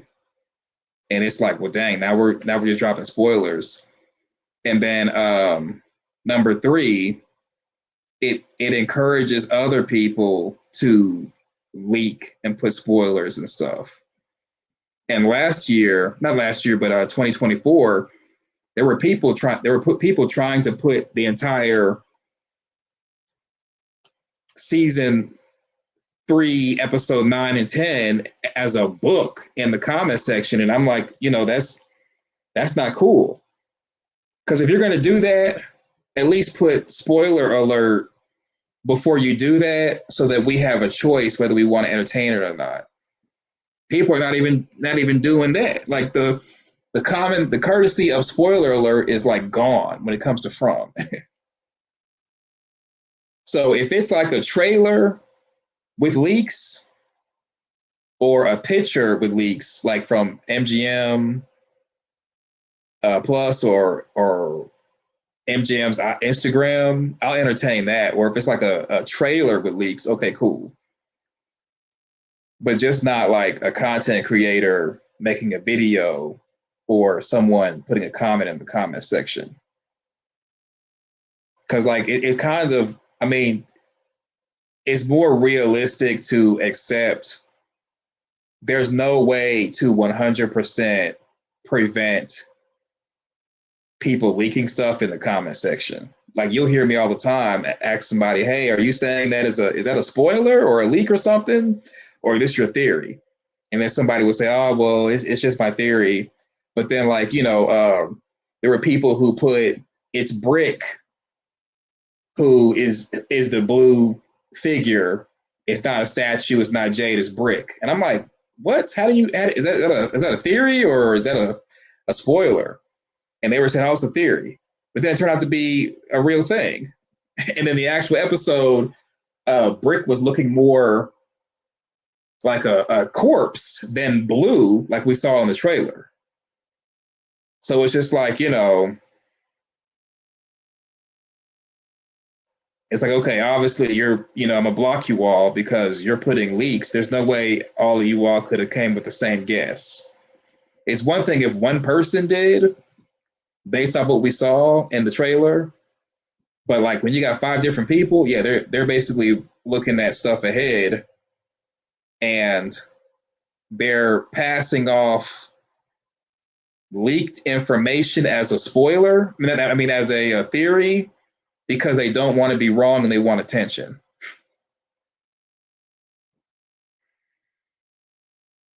So my content is really about analysis, not really theories or necessarily a review. It's more like an analyzing stuff, and that's why you'll hear me kind of go on tangents, because it's more about analyzing than actual theories. I mean, I know you all like the theories. I know you all like the entertainment, the comedy, the sound effects, but really it's about analysis. Kind of like, for example, when I was talking about Fatima being violated and I compared it to Mary who gave birth to Jesus, kind of analyzing and looking at it from like a particular angle is like what my niche is. Some spoilers were obvious, not much thought or theorizing was needed. Well, that's the thing, though. If someone makes a theory or comes to a conclusion, okay, cool. But usually we know that there are spoilers and or leaks because it will be a lot of details. So the more detailed someone is, we can know like, oh, okay, it's probably a spoiler or a leak. And then like, let's say if I ask someone, how did you come to that conclusion that Boyd was going to get worms or Boyd is going to get worms? How do you come to that conclusion? And then the person is like, oh, I'm just guessing. Then if Boyd has worms, oh, this person saw some leaks. Because because Sarah playing with worms in the tent wouldn't lead someone to believe that worms are going to be in somebody's body. Now, if you're like, well, it's possible, and like, well, who do you know who's ever had worms inside of them in real life? And I'm not talking about tapeworm. I mean, like worms, like what we saw Boyd have. Not ringworm, but like actual insects. And usually, once I ask people, how did you come to that conclusion, or how did you come to that, or what's your logic, and it doesn't make sense, and it turns out to be in the show, they probably are dropping leaks and spoilers, and they just want like the attention that comes with being right.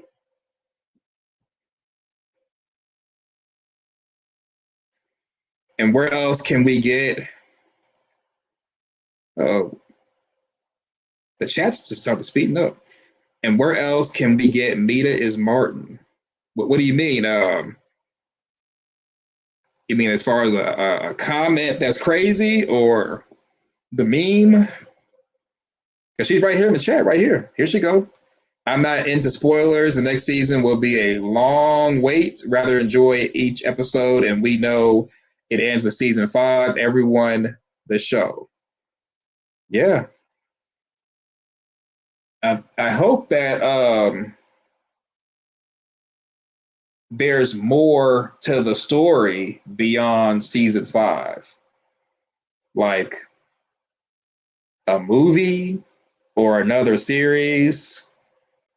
Because if they were to ask me my opinion, I would say that From needs to end on a bad note, where the series ends with the end of the cycle and another cycle begins, and that'd be another series. And then like the characters who survive this series, have them do cameos, or have them continue on in the next series.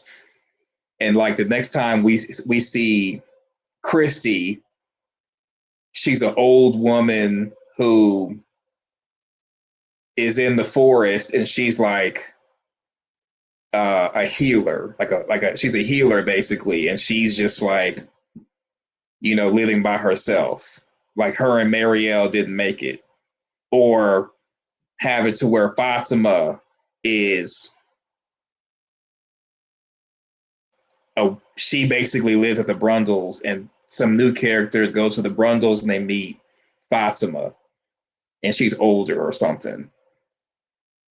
Like I would have them do that, and then keep the town as like a museum where we can pay to go see the actual set and walk around and experience it for ourselves. That's what I would do.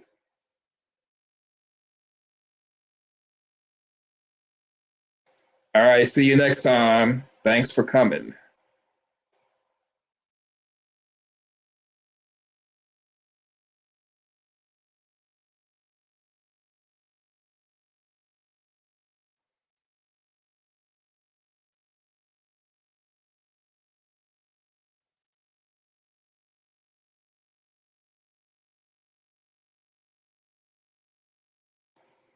Yeah, I agree.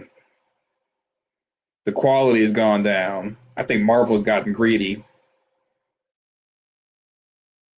Marvel's gotten too greedy. Did y'all see The Mandalorian and Grogu? That right there is greed. So I'm not going to spoil it for you, but if you've seen The Mandalorian and Grogu, the Disney Plus series, and you see the movie, your first thought's going to be, this is supposed to be on Disney Plus. This is supposed to be on Disney Plus. They basically charged you for Disney Plus and then charged you for a movie that's basically a really long episode. Me too. I hope this show runs a prequel. We need a prequel. We need a prequel series that starts with the original sacrifice, and before then, and then that could be season 1 and 2 with the original townspeople, original Jade, original Tabitha, and then season 3 could be like showing us different cycles. Like season 3 and 4 could be different cycles, and season 5 would be young Victor and what he did. Because I mean, people have speculated that maybe the monsters chose not to attack him. The man in yellow chose not to attack him. The boy in white protected him. But you're talking about characters doing what they wouldn't do right now. Like, I'm sure if Sophia, no, not Sophia. I'm sure if like the man in yellow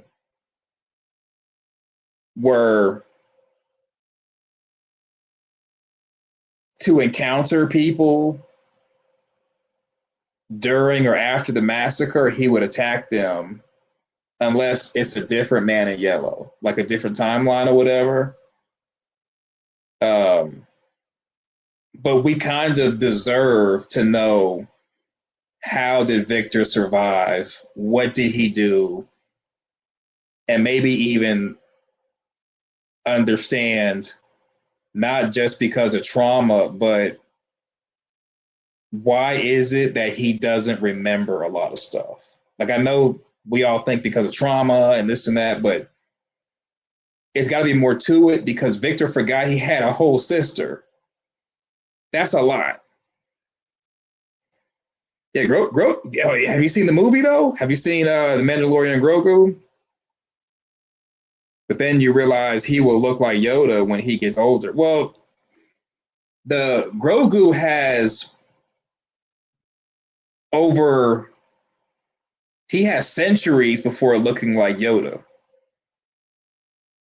But yeah, Grogu does way more in the movie than in the television show. They allowed, like, it feels like Grogu is an actual like actor.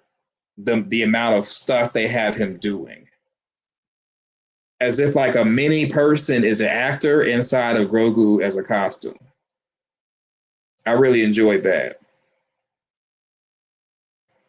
Vic got a spell on him. So I mean, that's what, if somebody did put a spell on him or marked him or something, we should know that. I mean, really, they could just show us that in the show. Maybe Victor will reveal that episode 6 when he tells Boyd more about the man in yellow. Maybe Victor will say the man in yellow became like my father. In a way, he helped raise me. If Victor says that, I'm gonna be like, yes, we are going down that road. But if Victor doesn't say that, then I'm gonna be like, oh, okay. Oh, okay. So not yet, but I will sometime next week. It is Star Wars. You have to watch it in theaters. Well, don't listen to the reviews. There are people who are giving bad reviews, and I think it's because they have a problem with Star Wars because of Kathleen Kennedy. And they don't like how Rey is a Mary Sue in the new Star Wars trilogy. I think basically there's a lot of people that don't like women. I'm just gonna put it out there. It's a lot of people who review review movies and television. They really don't like women. They don't like minorities. So they've given the new Star Wars a bad review. And when you watch it yourself, you're like, what you're saying is a non-factor. You're just making it a factor. So I think the people who are giving The Mandalorian and Grogu a bad review or saying negative things about it, I think what it is, they just have a problem with Disney. They have a problem with Kathleen Kennedy. They have a problem with women. Because just kind of giving spoiler-free review, I'm going to say I really liked The Mandalorian and Grogu. It did feel like a very long episode, but it's way better than the episodes. And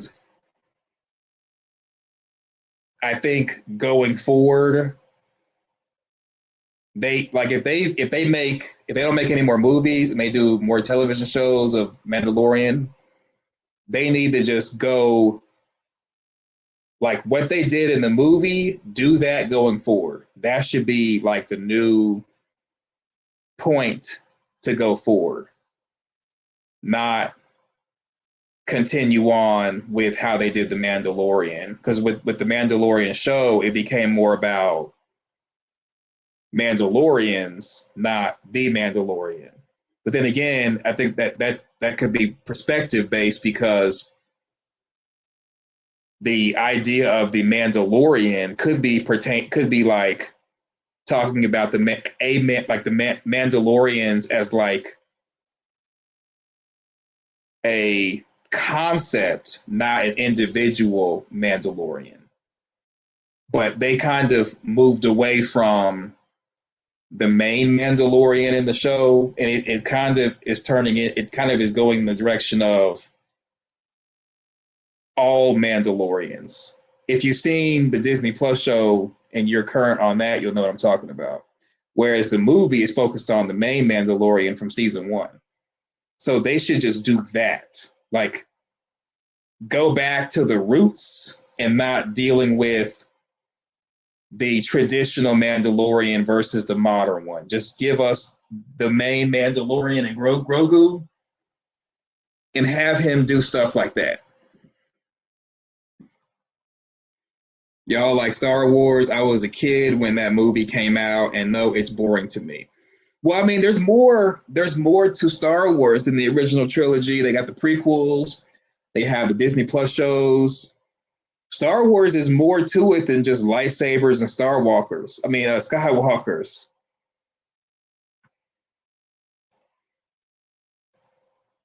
Mandalorian made Luke into a big jerk. I don't think so. But I think if they continue in the direction that they set for the movie, it'll be back to where it was season 1. Hi.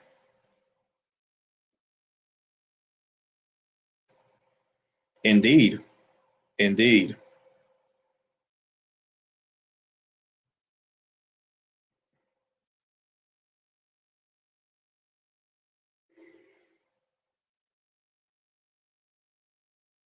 So that's kind of how I look at it as far as with The Mandalorian. I think it was a great movie. I was Princess Leia playing as a kid. Okay. Luke Skywalker, great parody name. Luke Skywalker, yeah. They actually have this, there's a parody coming out called Spaceballs again, or Spaceballs Part 2. Keke Palmer's going to be in it. I'm still not ready to let my theory go on Smiley killing Eloise. The way they tortured Tien Chan and left Boyd, and Maniello killed Miranda, and that's why it's worse for Tabitha's past life. Could be. I think based off what we saw where Miranda left the root cellar going to the left and Eloise went to the right, Eloise could very much be alive and be kept as a pet in the cave system, like the swing coat creature was telling Victor. Because the swing coat creature told Victor, if you keep coming down here, one day we'll make you stay. I think that could be kind of like foreshadowing that someone else was made to stay. Eloise. Eloise could be a cave dweller, and she could have been the one to fold up the Sophia outfit for the man in yellow. Like, for all we know, she could basically be their pet / slave. And if that's the case, that would be a great, I mean, it's not a good thing, but Eloise being alive would be it'd be a great reunion for Henry and Victor.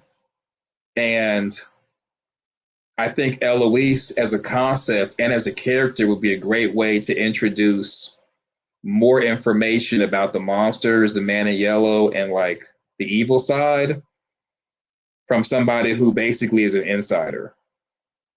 Because like Victor remembers stuff, Jade can learn stuff from going on mushroom trips, and Tabitha can remember stuff. But having a character like Eloise, if they decide to do this, like her living with them and doing their bidding and seeing stuff would be a great value add to give us exposition that we need to satisfy us wanting to know more about these evil characters that we can't see.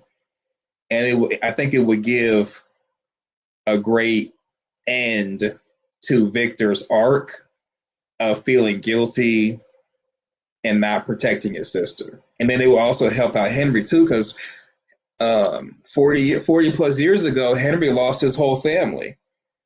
So I think Eloise being alive and telling Henry that, it's not his fault, and Victor saying it's not your fault would be a great way to round out Henry as a character and the emotion and guilt that he feels because he wasn't there to watch his kids grow up.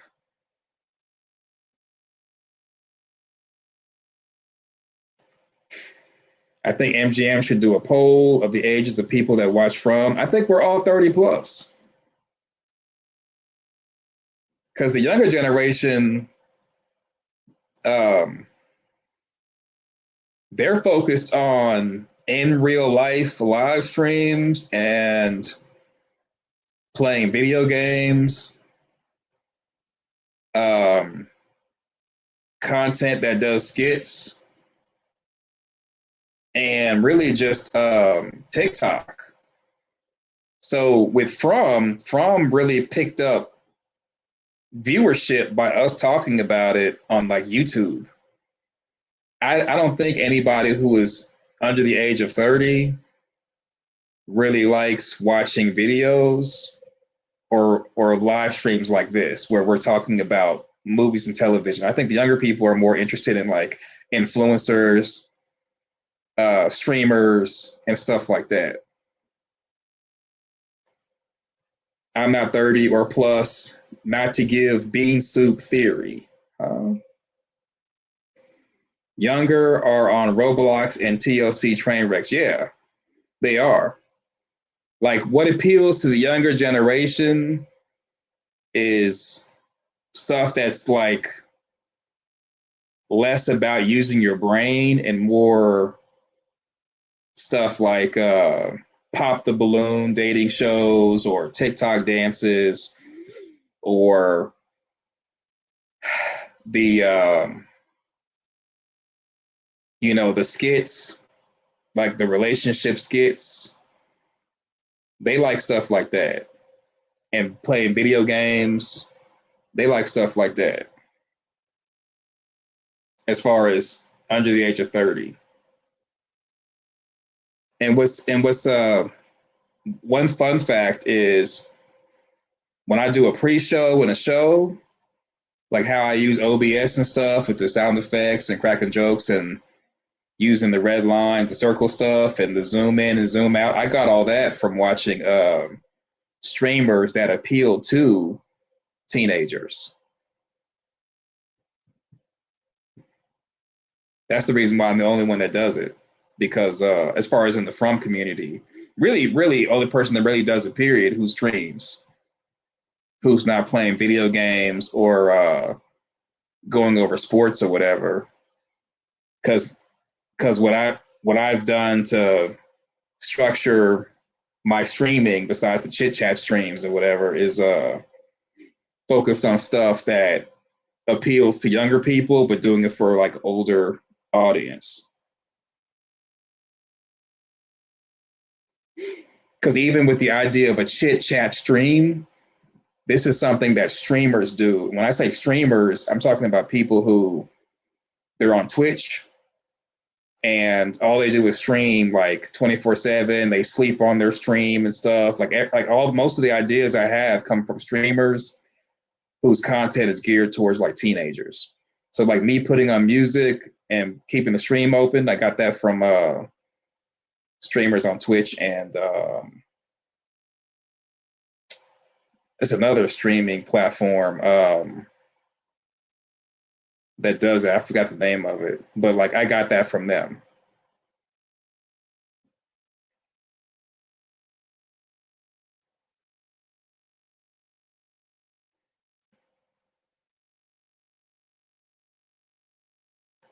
Raw 78, 7388 fell asleep earlier. Yeah.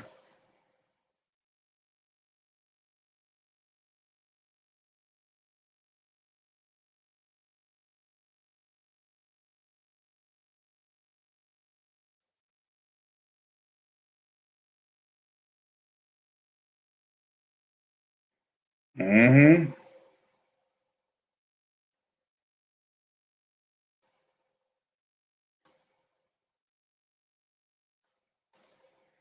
I think even if the Jedi Council did give him the rank of master, he would have still turned evil, because he didn't have any control over his emotion, because he started his Jedi journey so old, when he was like older. Plus, Anakin was a slave and his mom was a slave, and he couldn't use his power to save his mom. So that was always going to eat away at him, to where he was going to do more than he was supposed to as a Jedi to save people, to prevent from losing anyone like he lost his mom. So even, let's say if the Jedi did give him the rank of master on the council, eventually, during the Clone Wars, he would have been doing a bunch of stuff to be the hero and complete missions. So I think Anakin was always destined to go to the dark side. Just like and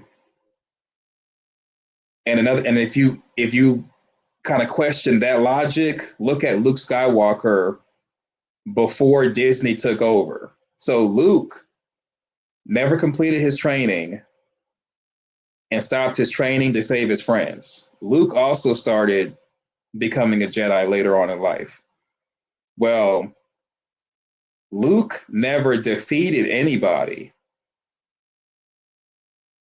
He was defeated by Vader. He didn't defeat Palpatine. Luke never saved anybody. And so in Star Wars Legends, Luke ended up going to the dark side.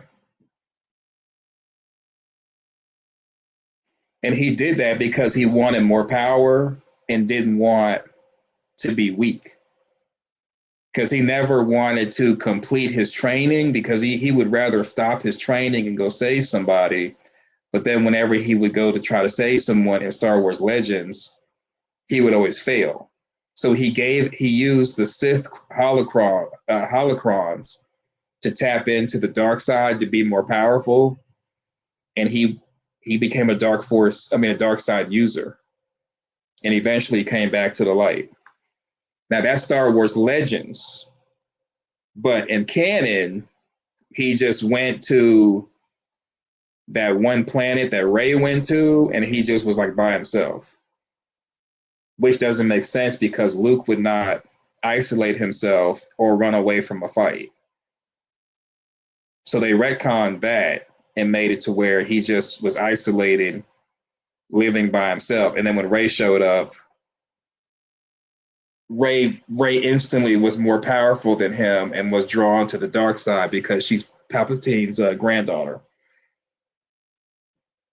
So Disney has really changed a lot of stuff, but it's not really our Star Wars anymore.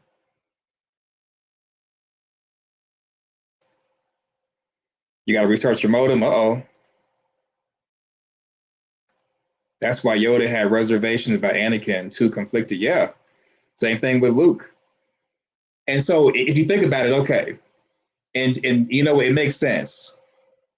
It makes sense why the Jedi don't do that as far as training people when they're like too old as far as how they deem somebody to be too old. It's just like with the church or with religion. If you take a baby and you put them in children's church and you have them quote unquote grow up in the church, grow up in the synagogue, grow up in a religion, they're more likely to follow the religion and even believe in what believers believe because they be young and at the age where they're susceptible to believe stuff like Santa Claus, the Easter Bunny, the Tooth Fairy, so on and so forth. But if you take someone who has been in the world and has experienced things, and then age 10, you bring them into religion, they're going to be questioning a lot of stuff, especially if they've gone through hardship. Because remember, when Luke Skywalker agreed to go with Ben to train to be a Jedi because Luke's uncle and aunt were killed by the Empire, allegedly. So Luke had already faced hardship because of that. And he was going with his uncle Ben, who was Obi-Wan Kenobi. Same thing with Anakin. Anakin wanted to be strong to go back and free his mom from slavery one day. And it ended up, his mom ended up dying at the hands of the slavers. So both Luke and Anakin were faced with hardship in addition to being out there in the world. So to me, it's no different than a person who did not grow up in the church or was not serious about it or whatever.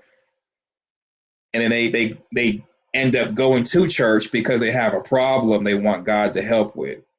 Well, that problem is going to eventually work itself out, go away, or you'll be able to get resources to spend your way out of it. And now the problem's over with, and that's why you went to God in the first place. But now you're sitting in church and you don't have that problem anymore. And now people are talking about, we want you to volunteer for this, volunteer for that, pay tithes, do offering. We want you to go to revival. We want you to go to mass. And you're saying yes, but it's not really in your heart because you didn't grow up in the belief system. So yeah, you're going to fall to the dark side. Yeah, I think it's what happened with Luke and Anakin. Like they just started too late, and they experienced the world, they experienced hardship, and you're like, okay, and they probably were like, okay, Anakin's thinking, I have the power to kill, but I can't use that to save my mom. And then Luke is like, I want to finish training, but I got to save my friends. But if both of them were to join the Sith, not only would they be encouraged to use their power to do whatever they want, they would have full access to the Force instead of just the light side. So it makes sense for both of them to fall to the dark side.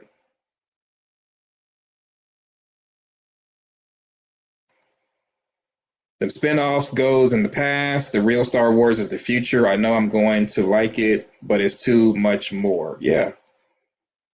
Yeah, they're expanding Star Wars. I mean, now Star Wars is more like Battlestar Galactica and is less about lightsabers and Skywalkers. And I think that's kind of what the goal was to expand the lore of it to where you're watching a Star Wars movie or Star Wars show, no lightsaber, no Jedi, no Sith, no Skywalkers, just analog technology in space, like it's Battlestar Galactica or something.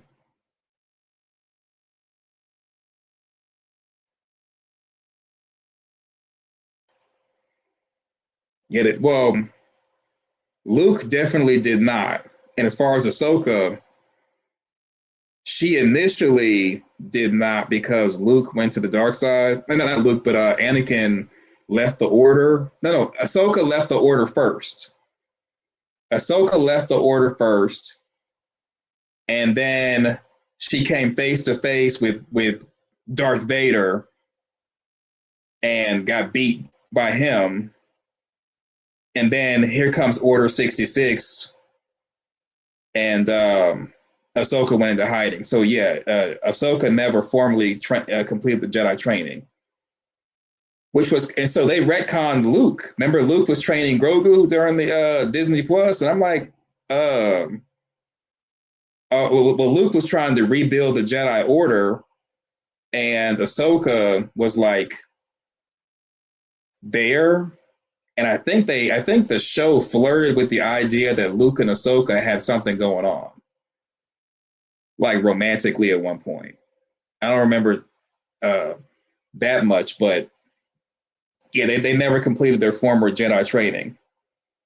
And really, when you look at during the days of the Empire, and even after the Empire falls and it's the New Republic, none of the people who were formerly a part of the Jedi Order completed their training.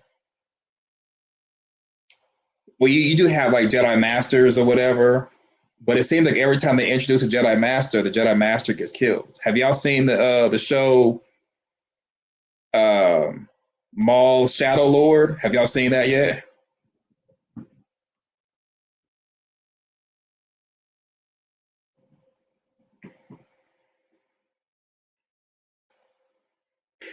The Jedi basically stopped taking care of the outer planets, leaving disorder, which made it easier for the dark side to step in. If I remember correctly, the Jedi weren't as good as portrayed. The Jedi got involved with the politics of the Republic.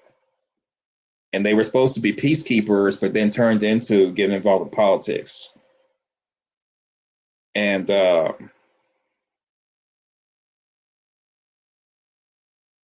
I think when it comes to like the prequels, they were more focused on politics.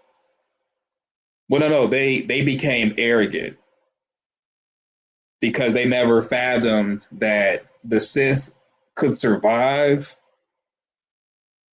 And then here comes Darth Maul slicing Qui-Gon Jinn in half. And then when Darth Maul revealed himself, that's when Yoda was like, "Oh, well, there's always two."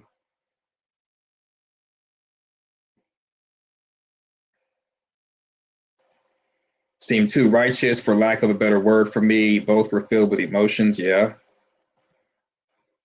I used to role play that scene when Anakin fought Obi in the lava mines. I have the high grounds. Annie burning, I hate you as his legs, and who shows up to save Annie? Save Annie is Palpatine. Yeah, Anakin thought he was bigger than the program when he got the dark side of the Force. He thought he could make that jump. But you know what? If Anakin would have trained in the dark side, he might have made that jump. But like he immediately joined the dark side and then just was like, boom, let's go do it. Comic-Con this year has so many Ahsokas. Yeah, Ahsoka's popular. Ahsoka is popular. I like the Ahsoka series. I'm surprised there weren't more Mandalorians. I'm telling you, people who are anti-Star Wars or they hate Star Wars, they want Star Wars to be how it was when it was episode 4, 5, and 6 in the past. And it's just like the people who at one point were like, oh my God, I use a feather and dip it in ink to write calligraphy style, people who are introducing pens, they're going to put me out of business. They're going to take my job. Then people switch to pens. Everybody's on pens. Oh my God. There's rumors about people are going to be using typewriters instead of pens. I'm going to lose my job. Then people switch to typewriters. And the people who are on typewriters are like, oh my God, I'm hearing rumors that they're coming out with a calculator. I've never. And then people use calculators. Then fast forward, people are talking about using a computer. And people who are using typewriters are like, a computer is I'm gonna lose my job. Then people are using computers. And then people who are using computers are like, oh my God, you mean to tell me I'm gonna have to, instead of printing stuff, use stuff on a shared drive? I'm gonna lose my job. And then people are using shared drives and internet. And then the latest thing is artificial intelligence, AI. People are like, oh my God, AI is gonna take my job. But you're gonna soon use AI to do your job. So to me, that's kind of how people are with Star Wars. They want Star Wars to be like it was episode 4, 5, and 6. And they don't like change, they don't want change. There weren't many Mandalorians. Oh, okay. And not much Fallout. A lot of Ahsoka and One Piece. Yeah, One Piece is popular. Right, email will never catch on. Oh, and then what's the last time you bought a stamp? Yeah. I mean, I'm sure people are like, well, I bought a stamp when I had to mail something to someone, but with email, there's no, I mean, there's just no reason to write a letter or type a letter and send it to somebody when you have not just email, but text message. Oh, and don't get me started on how at one point there used to be a limit on daytime minutes for your cell phone. Now it's unlimited internet. Then there used to be a limit on how much. It used to be a limit on daytime minutes. Now it's unlimited minutes. And there used to be a limit on internet. Now unlimited internet. There used to be a charge to call long distance. Now you can do WhatsApp or Facebook Messenger. You can basically just use any social media app and FaceTime someone or call them on the phone all over the world for free. Right. Don't call me until after 9 p.m. I was one of those people. I found out the hard way. If you call someone at 8:50 and you stay on the phone with them for hours, even though 9 p.m. has came and went, that's still considered daytime minutes. I also found out that it's not unlimited night and weekends, that it's really like 2,000 minutes. They just don't expect you to go over.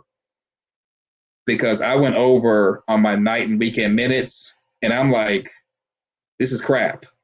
But now in 2026, you can be on the phone all day, every day, long distance, short distance, no charge, or at least, whatever you pay a flat fee.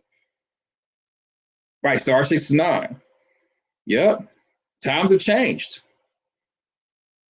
Matter of fact, when I took my trip, I was telling the young people who graduated from high school in my family and their friends, I'm like, yeah, you all have it good, because a long time ago, there was no pull your phone out and say, hey, Google, and ask a question. You had to go to the library and actually learn how to use the Dewey Decimal System and look stuff up. You had to actually go to someone's house and knock on the door to talk to them. There was no cell phone. Some people had home phones, but even the home phone was tricky, because if they didn't hang their phone up correctly, or someone's on the phone, they may not have call waiting, and you have to actually go physically talk to them or wait for them to get off the phone. Or there was no do a Google search to see if there's what kind of closest restaurant there is to you. You had to actually go to the actual Yellow Pages and flip through the Yellow Pages and see what all was in town. Yeah, they were like, yeah, use a map. There it is. Had to use a map or atlas. Don't let there be a new road. Do not let it be a new road and your atlas is not up to date. Now you gotta do some critical thinking. Like, okay, you gotta look around for terrain features, like look for a building. Okay, I see this building on my map. I see this right over here. I'm probably on this highway or this interstate. I see this road is right here, but it's not on the map. Maybe if I take this road, it'll take me to somewhere on the map or atlas that is listed. And then what if it doesn't? Then you got to use your brain. Now Google just updates instantly. I remember when GPS first came out, it was Garmin, and if you had a Garmin, you were rich. Now everybody's phone got GPS. And I was also telling them a long time ago, people who were rich had car phones, a phone in your car. And then after that, they had the big phones with the antenna that you pull out. That was like walkie-talkies, like giant walkie-talkies the size of your head, and then they made the walkie-talkie smaller. And I was like, the car phone was the thing. Like back then, they even had an ashtray in the vehicle and a cigarette lighter. There was no car charger. It was a cigarette lighter with an ashtray. And they were like, what's an ashtray? And I'm like, yeah, in everybody's vehicle, it had an ashtray and a cigarette lighter. Everybody was smoking. Everybody was smoking. Everybody was smoking, or at least they had the capability of it. And they were like, well, how did the cigarette lighter work? And I'm like, well, it was like this little machine, this little metal thing that came with the vehicle. You push it into the cigarette lighter, and when it pops out instantly, it will be like hot on the part of the cigarette lighter you pushed in, and you could actually, cook marshmallows on it if you wanted to, or light a cigarette. And every vehicle had ashtrays. Yeah, that's it. Yep, cable hot boxes. There it goes. Oh yeah, I didn't mention it to them, but I mentioned it to you all. I grew up with the antenna with the rabbit ears and the little TV box to get your local channels. Now, nobody messes with. I mean, well, maybe some of you all might, but I don't know anybody that really messes with cable and satellite. I don't know anyone that just is like, oh, I can't wait to watch From on satellite. I can't wait to watch From on cable. There's no way you can watch a lot of television. Well, maybe you can. Maybe you can. I don't know. I don't know anyone that's like, I can't wait to watch From on cable or satellite. Yeah, see, MySpace was the very, very beginning. That was the first thing I got on for social media was MySpace. And my page had, I was copying code from other people to play music and stuff and have pictures. Man, it used to be rough back there with MySpace. If your code was off, your whole page would be messed up. And don't let you copy code from somebody, you put it on your page, you think you good, then an hour later, you're not good. And you don't know why. Oh, man, you talk about somebody having to learn how to code. Yeah. There's a giant antenna of rabbit ears in the basement with Jade. Oh, yeah, can't wait to see that. Can't wait to see that. Push button TV. I had to use a pencil to change channel. So I had the TV with the knobs. The push button TV? Huh. Dial up internet? Yeah. Oh, remember AOL? That was, man, AOL. When they came with the high speed internet, we thought that was everything. Right, dial up AOL sounded like someone was blasting off into space. Yeah. That's it. I remember AOL had those discs that came with it. You got like free minutes or whatever with the discs. Yeah, AOL was like everything. AOL was everything. Yep, I remember when matter of fact, I had an AOL account until Yahoo started making accounts. Y'all remember that? Back when Yahoo had actual profiles and stuff? I used to have a Yahoo email address. I think I seen somebody in the family with a Yahoo email address. I'm like, you got a Yahoo still? Is that you, Mina, got a Yahoo? Or was that Amanda? One of y'all got a Yahoo. One of y'all needs to confess about your Yahoo account. Yeah, floppy disks. Oh, I remember the first time I got a floppy disk, I touched the plastic part that goes into the computer. I messed it up and I didn't even understand what I did wrong. The big lead battery, yeah. My older kids asked why a TV had a hump on the back.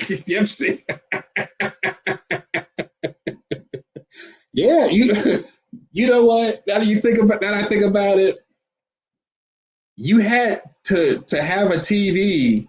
You basically had to carve out an entire area for a TV. Whereas now with the flat screen TV, you just put them on the wall or put it on like a nightstand. No, in the past, the TV had an area because of the hump on the back. That's it.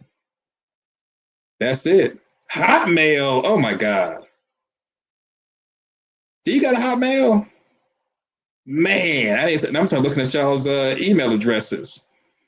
Hotmail and Yahoo are old. If someone asks you what your age is and you say 30, and then when you give your email address, you say you got Hotmail or Yahoo, they know you lying. They're gonna be like, "What is Yahoo has email addresses? Hotmail? What is Hotmail?" Yeah. You still have a Yahoo? Wow. They still got MySpace. They still have MySpace. They still have MySpace. Yeah. I remember the knob fell off. You had to get pliers to turn the station. I mean, there was a couple of times where I was able to like get the knob just right where the slit is to put it back on. But yeah, pliers became the way of life. Use pencils to fix the cassette. Oh, I remember that.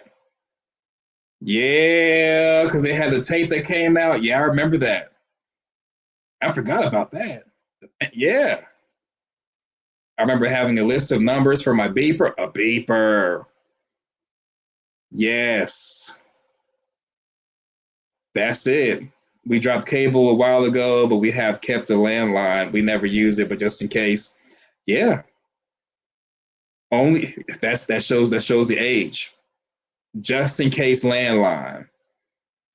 Whereas everybody else now, it's like if your cell phone don't work, you just literally get inside of a tub and lay there or wait there for wait for phones and everything to come back on, wait for the power to come back on. Yep, a car phone. Yep. A brick phone. Yeah, the brick phone.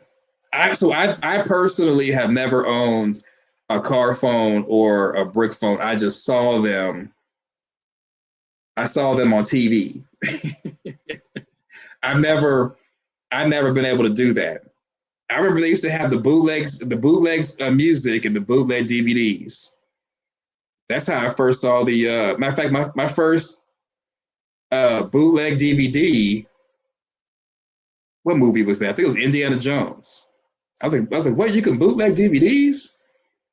They still got money orders, and people still get money orders. They still got them. That's it. They still got them. Never forget AOL startup sound. Yep. I remember people who are older than me, when AOL, when you log off of AOL, it tells you goodbye, they would say goodbye back. That's how I knew they were old. Yep, beepers. I still have a yacht. Wow. You know what? I think some of y'all got to keep stuff to yourself because you're going to tell someone, yeah, I'm 30. And then you say, well, my email address is blah, blah, blah at yahoo.com. They're going to be like, Yahoo? I heard about that in history. Brick phone was $45 a minute. What? Yeah, I never owned a brick phone or a car phone, but $45 a minute. No, you're not kidding. I believe you. Because I used to see people on TV with the big antenna walking around the phones the size of their head. And you know what?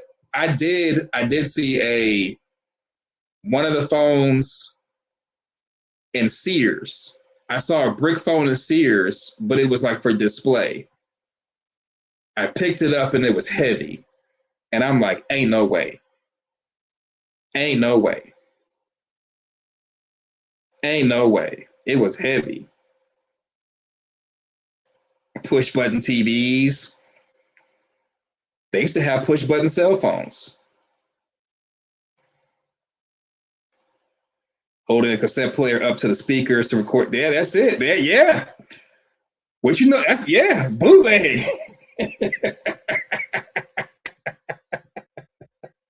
I remember there was this song by Puff Daddy and Mace, Been Around the World. I like that song so much. I was the one holding the cassette player up to the speakers to record the song. Praying the house was quiet. Yeah, that's it. Because if somebody came in the room and started talking, you had to start over. Or every time you played it in the vehicle with the cassette player, you got to hear somebody's voice. That's it. That's it. Yahoo, yeah. You can't even tell somebody, yeah, I'm 25. No, what's your email address? Hotmail, Yahoo. Nah, you in your 40s. Yeah, aluminum foil on the antenna. Yeah. Wow. Your friend has AOL. Now you got to tell your friend they got to stop playing. Having AOL is like opening up a time capsule and putting on their clothes. No. Don't even make CD players in cars anymore. Yeah, they don't. Everything is Bluetooth. I remember when Bluetooth first came out. When Bluetooth first came out, I thought it was something dealing with the dentistry. Yeah, we all connect. People are still on MySpace, though. They're still on MySpace. You still have tapes. What are you doing with the tapes? It's time for a garage sale. Now, you can, okay, now I will say this much. It is possible to go to somewhere like Goodwill. They'll have cassette players, cassette tapes. Even some pawn shops will have like the oldie and goodies and stuff. I look, anytime I go to a pawn shop or to Goodwill or whatever, I look at that stuff, but I'm like, ain't no way. Cool, what you gonna do with some tapes?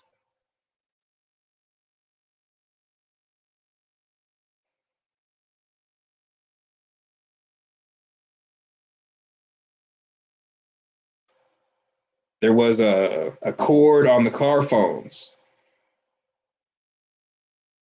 You know what? I never had a car phone. They had cords? Well, I guess they plugged into the cigarette lighter, right? Or did you have to actually plug them into something else?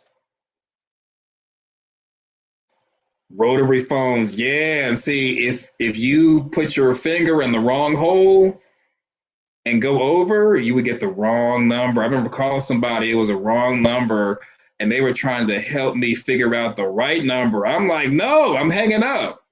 But then, like back then, being rude wasn't a thing.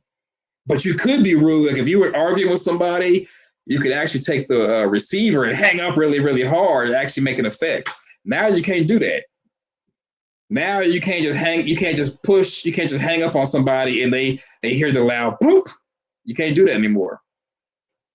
Nokia, my first flip cell phone was a hot pink. Yep, the Razor phones. Everybody had a Razor. Everybody had a Razor. Calling your parents to pick you up using a collect call and quickly saying, pick me up instead of your name. Yeah, that's it. That's it. That's it.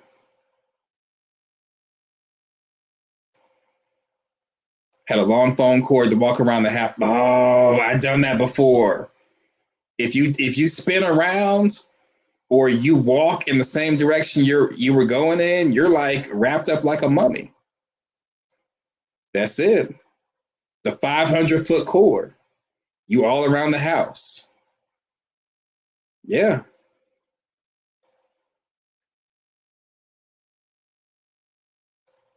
I've been with T-Mobile for like 20-some years. Yeah, I can see that. When the phone line was busy, you could call operator. Oh, see, Jessica, you messy. You're messy. Yeah, you're messy. I remember that. Yeah, you're messy. You know what? You know what? Yeah, you're messy. I remember that. Yeah, you're messy.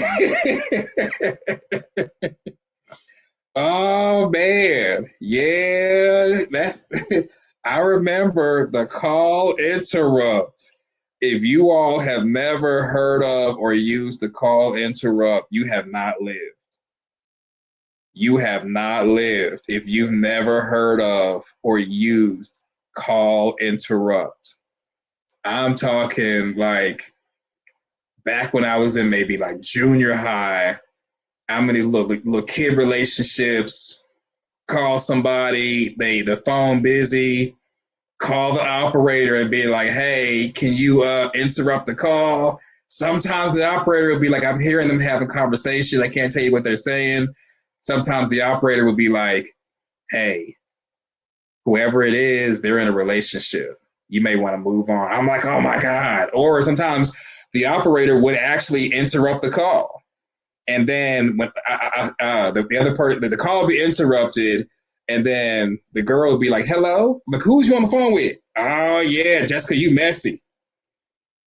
Yeah, the call interrupt. That's a hidden gem. That is a hidden gem. I forgot about that. Yeah. Yeah. Requesting a song to play at the skating rink for you and your crush. Yeah, that's it. Payphone, please add a quarter for the next 5 minutes. Oh man, I used to hate that. Especially if the conversation good and you ain't got no change. Oh man. I used to hate that. Yeah. Hold up. What all have I missed? Let's see. Rotary phones and radio contests. I used to lose all the I've never really been good with rotary phones. I would always like mess up if I'm nervous. I never won any radio contests. Never. Never. Matter of fact, I need to enter some radio contests and win for the times that I've lost. That's it. Record music on a tape, put the little pieces of paper on top of the cassette and press record on your big radio. What? Nah, I've never been that savvy. Maybe somebody else has. Wow.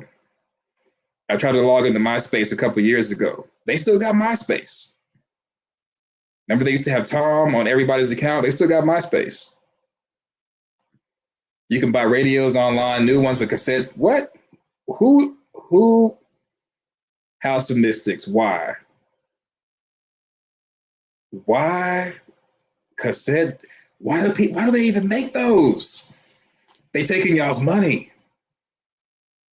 They taking y'all's money. I was sending you crap by Dropbox.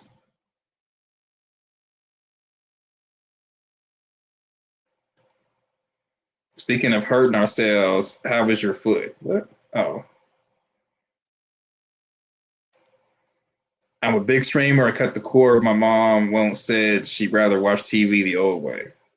Wow. Well, if the old way is cheaper, I guess, but I can't go back to the old ways. And I had to have to start over dialing. Yeah, I used to have to do that. I'm talking you had to have hand-eye coordination. So when they came out with the buttons, I was like, yes. But even with the buttons, I was messing up. Even with the buttons. I just brought a AWA from Goodwill for $2. Bass be booming. Why? It's time to be in 2026. Don't do it. Rotary phones and a radio. Okay. That's it. I think we already talked about that. Yeah, Jessica, you messy. I've been with T. Okay. I think we did other. But how do you know it still works? Leave 411 in the past. Who? Okay. Why? House of Mystics, why? Why? Why? Why? You know you got Google, you got AI. Why do we know 411 still works? You know what? Ain't no way. Ain't no way.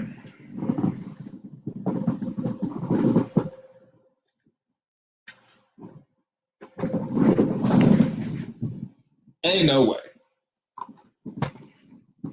That is just as bad as the theory that Victor's eating people to stay alive. Why?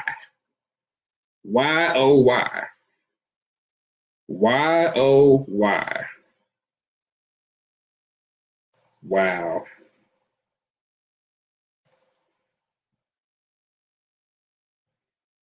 Samurai Jeeps, there it is.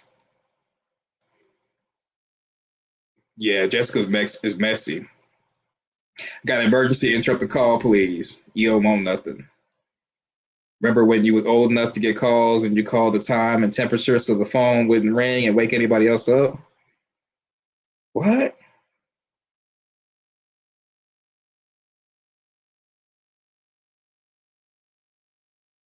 Because the call waiting. Oh, I got you. I never did that. You know what, Jessica? We got to watch you. Then one phone that opened up with its own typing pad. Yeah. I have a record album soundtrack for 1968 movie Romeo and Juliet. Nothing wrong with vintage. Wasn't old enough.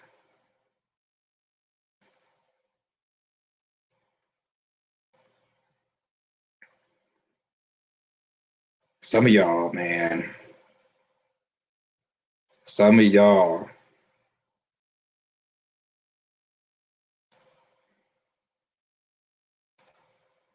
The inputs to the TVs now are better. You could have them. Ain't no way. Ain't no way.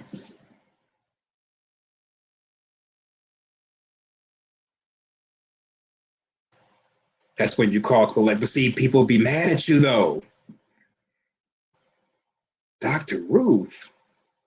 See, some stuff I'm gonna have to like open up a history book of some things that y'all saying. The big phone was a weapon. It doubled as a weapon. Let someone say, hey, give me your purse, give me your wallet, and you got the big phone in your hand, it better be a weapon. Matter of fact, you could rob a bank with that thing. You could actually go to the very top of a really tall building, drop the big phone. I mean, that's assault. That's an assassination attempt. Okay, nothing wrong being off the grid. Well, I don't know. I mean, if we're going to pawn shops and Goodwill to get old stuff to quote unquote make it new, I don't know. I mean, some of y'all's houses is going to be looking like museums. Yeah, $2. Okay. Running a speed test right now. My web went down. Oh man, sorry to hear that. It may be that you're. I don't know if you came back or anything, but the problem with a lot of y'all's internet, I'm gonna tell y'all, it's nothing you could do. Your internet is too fast.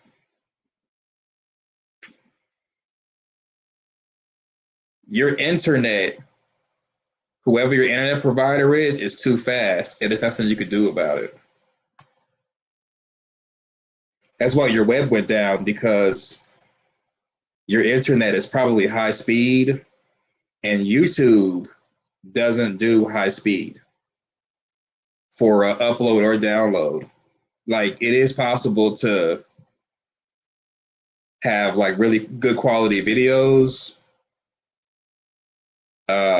as far as frame per second and everything, but YouTube is primarily, I think it's 1080, and like your internet is probably too fast, and nothing you could do about it.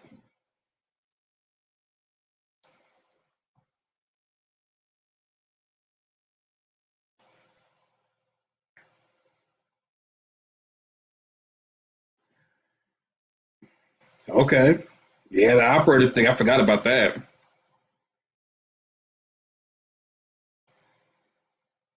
I know. But the thing we think about it, okay, why would you use star 69? Like, that's to call somebody back, I think. Yeah, star 67 was to hide your ID. I remember when caller ID first came out. Oh man, everybody was like, you couldn't call and prank anybody. If you call someone wrong number, you wanted to prank, or let's say you wanted to call to see if somebody was home, like they pick up and you hang the phone up. They say hello, and you don't say anything. You just like, oh, you hear their voice, you know they're home. You hang up. Yeah, when caller ID dropped, it changed the game, and then people were doing star 67 to do unavailable. But then if you do if you see unavailable pop up on the caller ID, it's like I'm not even going to answer. Yeah, it used to be crazy.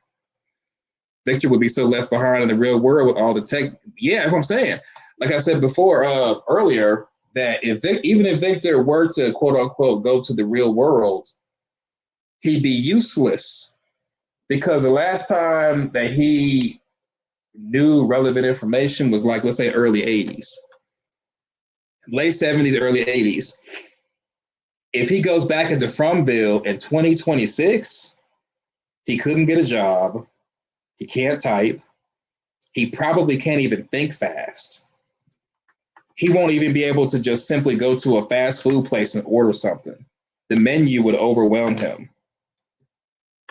He would have to be cared for the rest of his life. And he would be overloaded with just trying to learn stuff. No different than somebody who spent decades in prison.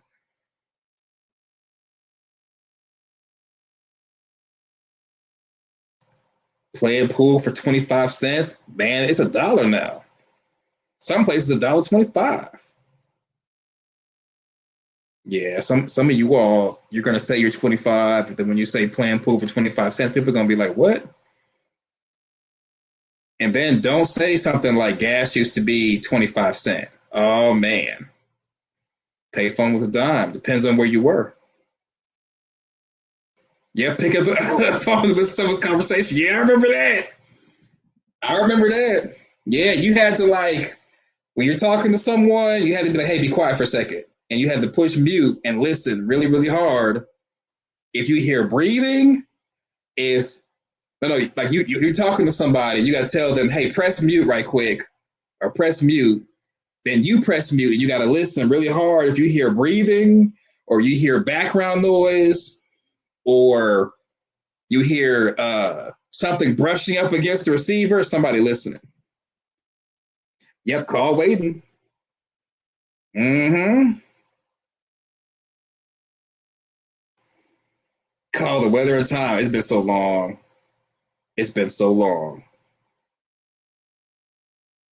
That's it. Yep, memory lane.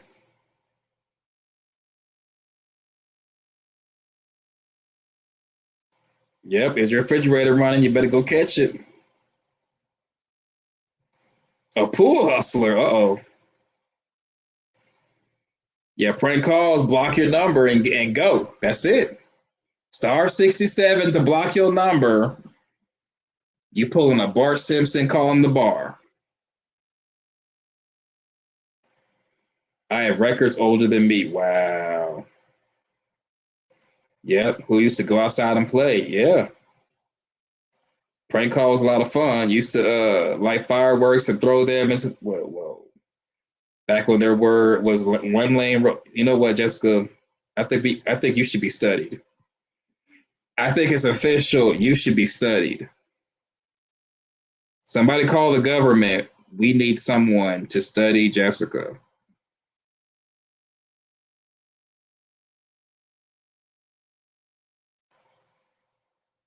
Honestly, rewatching episode 1 is the most accurate to Gen Z and Alpha with the phone, iPad for road trips. Yeah, I go crazy in Farmville because I couldn't use my phone for music, YouTube. Yeah, no internet, no satellite or cable, even if you do subscribe to those things.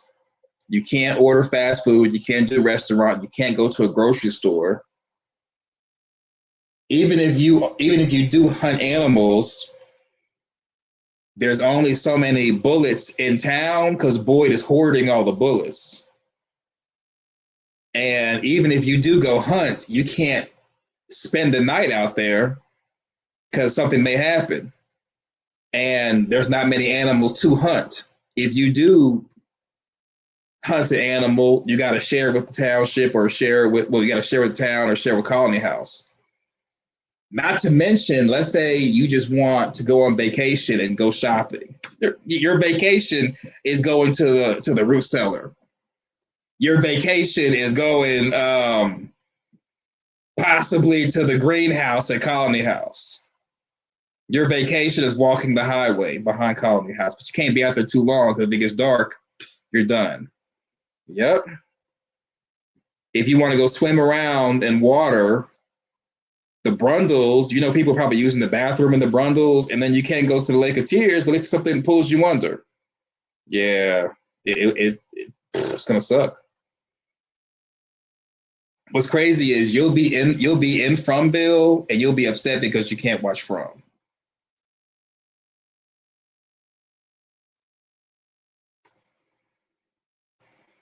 Hot water hose drinks. Wow.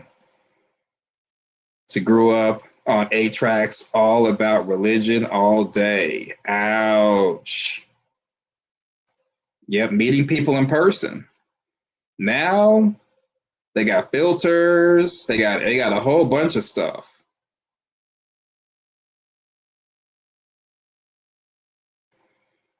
Do you ever learn whose dog that was that helped Boyd out in the woods? I guess the boy in white. We haven't, the German Shepherds have been laid off since season 2, I guess. When the last time you seen the German Shepherds?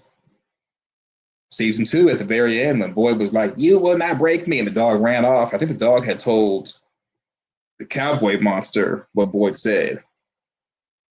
Yeah, we haven't seen the dogs. We haven't seen any of the German Shepherds since season 2. Be in bed. Be in before the streetlights come on. Yeah.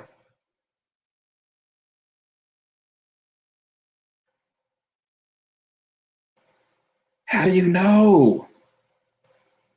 How do you know? How do you know? Why do you know? You should not know that. You know what? Some of you all need to be studied.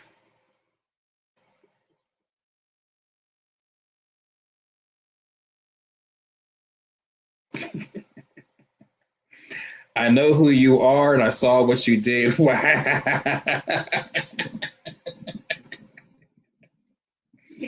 Oh, who?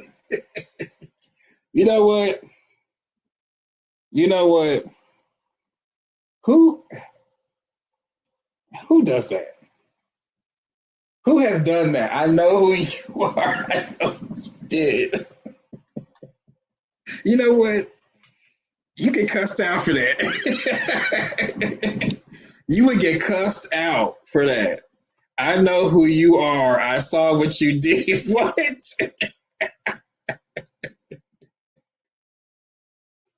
You know what? I know who you are. I saw what you did. Wait, what?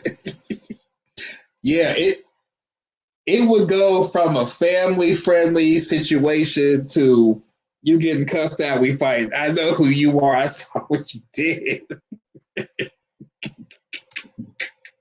Have y'all ever pranked somebody like that before? I've never done that, but that sounds hilarious, especially if you know it's a prank. I know who you are. I saw what you did. What? I know who you are. I saw what you did. Man, you know what? I think y'all making me want to go prank somebody now. Hey, I know who you are. I saw what you did. Oh man.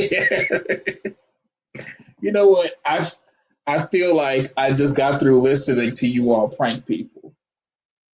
I know who you are. I saw what you did. You are guilty. I'm calling the cops. Oh my God. I see. Yeah, because they have phones in Fromville. So the man in yellow, when he's not saying the nursery rhyme, he could call to Matthew's home. Somebody picks up, hello, Ethan picks up, I know who you are. I saw what you did. And you know what? Because they have the phone with the receiver attached to a cord, you could be like, oh, really? Boop. Hang up in their face. Just like I think Jim did that.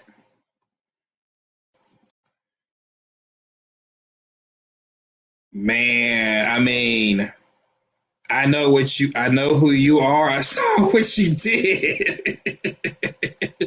I'm gonna try to use that. I don't know how. Oh man. You know what? Like nowadays, to prank somebody, you would just write that on a sheet of paper or type it on a sheet of paper, put it on their windshield. I know who you are. I saw what you did. Oh, you know what? If you all hear a rumor that somebody went to jail because of writing something on a sheet of paper and putting on someone's windshield, I know who you are. I saw what you did. Wasn't me. Wow. The new movie, I know what you did last summer, has a crazy plot twist. I also wish they used it in the second movie, not decades later. Can you imagine ninth grade learning how to write programs on the computer and type in tests is how old I am. Wow.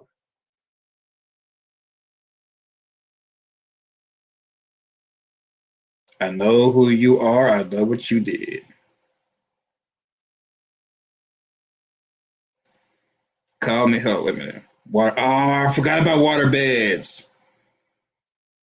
And you know what? I think they still make water. Well, no. Do they still make water beds? Let me look it up. This is what I'm going to look up. Do they still make water beds? So I'm like, who would want a water bed?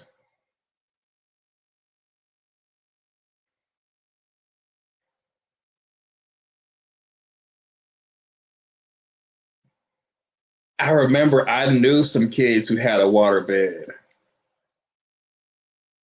Okay, so I put into Google, do they still make water beds? And the first thing that popped up is why water beds are no longer popular.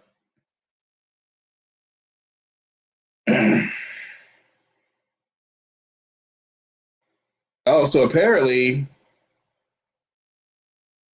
one study found that while 15% of spine pain sufferers found pain relief by switching to a waterbed, 9% experienced an increase in pain. While a waterbed can help displace pressure throughout the bed, waterbeds offer very little in terms of support.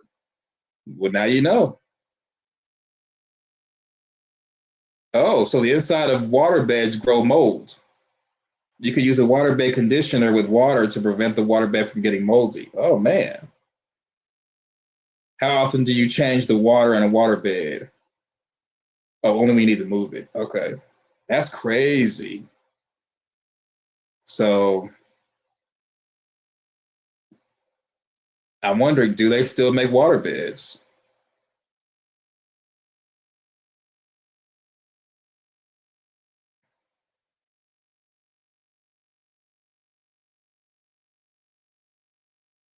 Okay, so 7 months ago, some people went on Reddit, and the question was, does anyone still use waterbeds? And there's somebody responded, we have been married for 45 years and have slept on a waterbed for about 43 of those. We have no plans to change. Okay.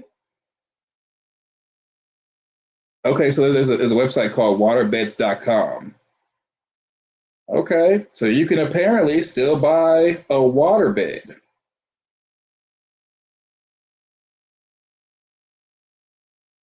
No, wait a minute.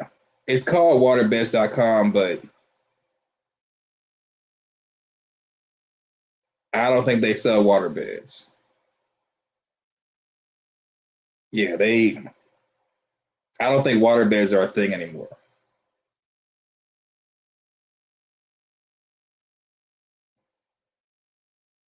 So if you have a waterbed, take care of it, because when it's gone, it's gone.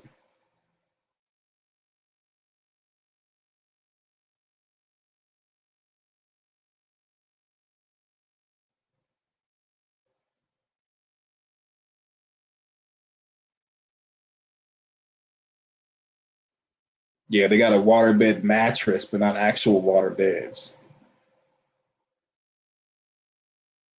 Yeah, I don't think waterbeds are a thing anymore. So if you all were wanting to relive the past, can't do it.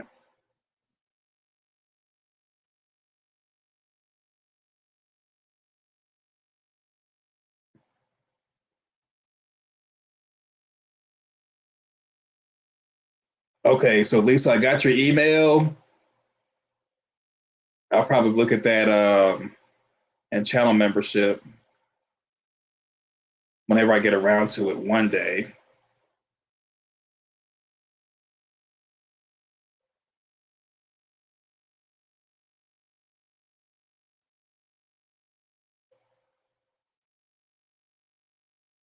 Okay, yeah, I saw the waterbed thing and was like, man, let me look this up.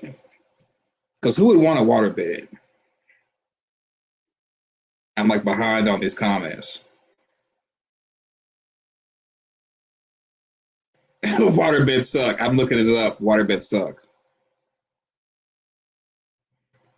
I see lots of bacteria. I bet Donna has a waterbed.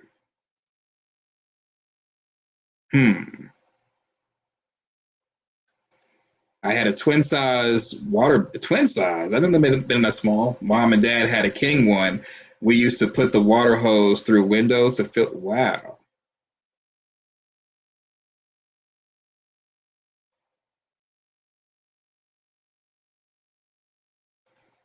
Yeah, mold. Waterbeds suck. They are back killers and can flood. It's crazy how you all know all this, and I had to look it up. So I have an 18-year-old. Yep, I just have one son. Talking about never getting to change up your bedroom, can't move a waterbed. Yikes. Listening to you all, it seems like waterbeds I thought they were like a great thing. Sounds like they were not a great thing. Yeah, bunk bed waterbeds? No.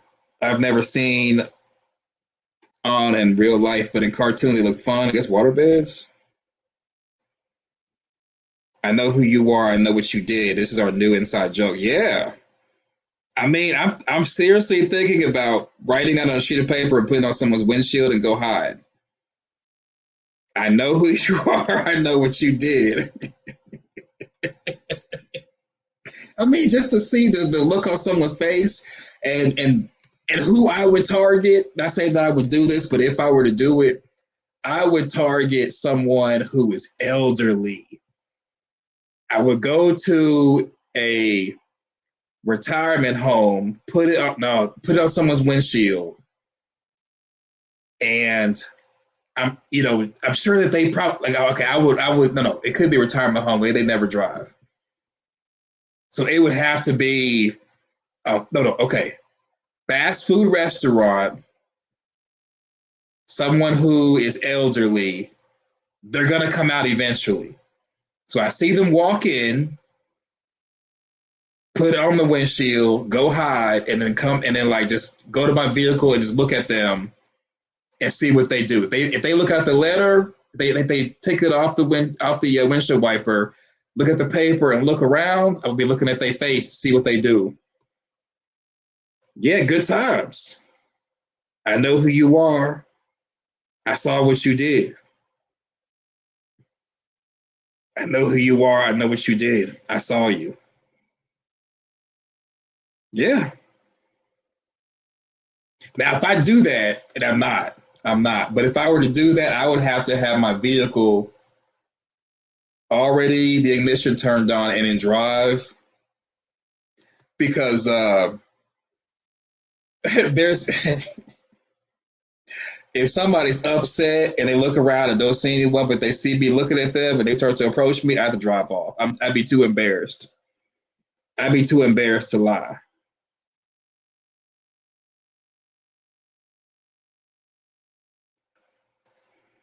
All right, good night. I think I'm about to turn it in myself. Man, 3 hours? Man, time is flying. Time is flying. Yeah, we've been on here about 3 hours and 30 minutes almost. Time is flying.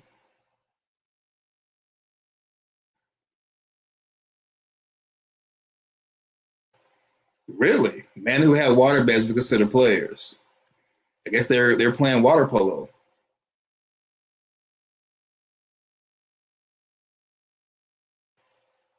Do it to your son. See, I couldn't do it.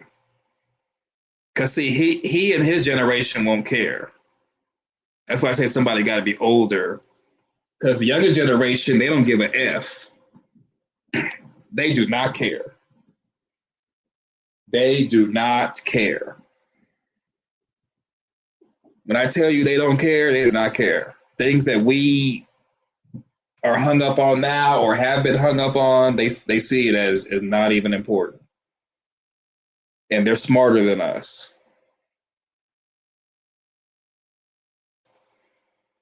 Response to I know who you are, I know what you did. This is your mama. Remember, everyone was saying, yo mama. Yeah, they were. Yo mama was like the ultimate comeback. The elderly don't care, better someone younger. See, the only reason why is because it seemed like these days, like I'm in America and I'm in Nevada and Las Vegas to be specific. Here in Vegas, when I say people don't care, they do not care. They will hit you and keep going if you're driving. They do not care. Like, the reason why I would avoid someone younger is because I could see them just not even caring or acting like they don't care and keeping the note and doing like a TikTok story time. I want someone who's going to give a reaction right then and there and like lose their marbles.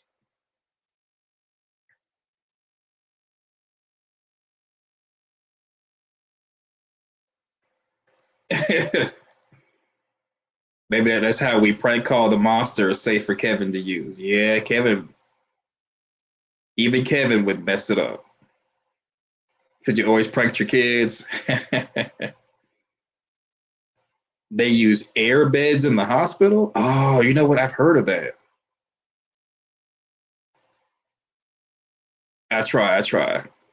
You might need bail money or medical insurance. Yeah, might be. That's why it's just a fantasy. Just the phrase, I know who you are, I know what you did. That's just too funny to not use. But I mean, you can't use it now because I don't think a lot of people would care. They probably would just find it funny.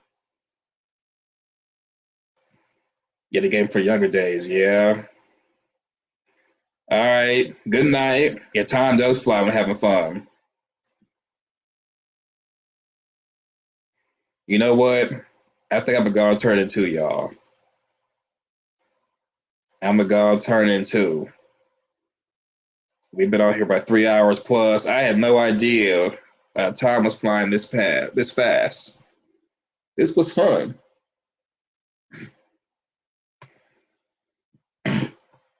You know what? Yeah, tomorrow I'm not going to do anything. I can't think of anything solid to even research for a research stream. I mean, the stuff with Fatima and the Golem, I mean, you know, to be honest with you, I don't really care about Fatima and that Golem. I just want the finished product. Everybody's going to visit Fatima, and it's like, just leave her alone and let her just complete the Golem so we can just see what the outcome's going to be. And then as far as the other thing was, what was the other thing? I think the other thing that I was thinking about doing research on was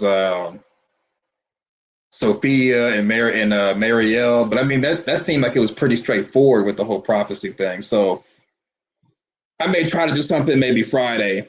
Yeah, we'll do it Friday. If I change my mind, I'll send y'all an email to be realistic. Exclamation for the girls. And from Lee, don't forget to go back and rewatch season 2, episode 2, and listen carefully to what Martin says to Boyd before the next episode per MGM. Well, that could be the research stream right there, what Martin said to Boyd. Okay. Maybe that'll be for Friday. Since, yeah, we'll do that. So Friday, the research will be on the things that Martin said to Boyd. There's nightmares in the forest, things you couldn't imagine, things you were never meant to see. Okay. Okay.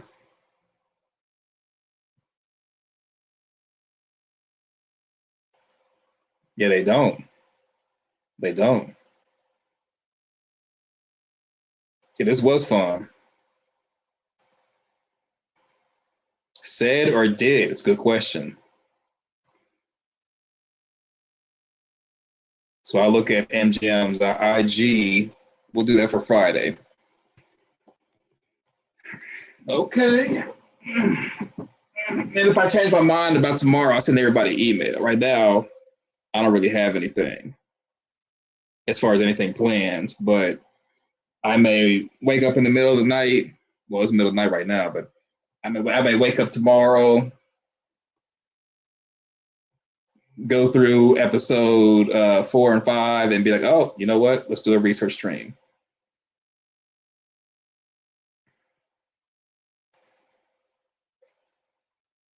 Yep. 10 in chat, probably sleep. All right, y'all. So I think I'm going to just end the stream and not do the music thing. Or do you all want the music just to keep the chat open? It's only like maybe 11 people, and most people are saying they're going to sleep. So I'll tell you what. I'll do the music anyway, and you all can like let me know if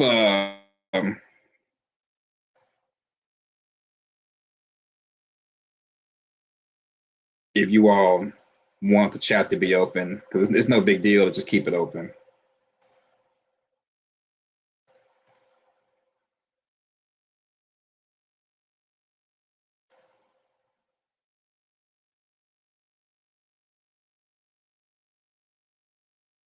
Yeah, so I saw the video and it seemed like it was like just kind of like random stuff, and I really didn't understand.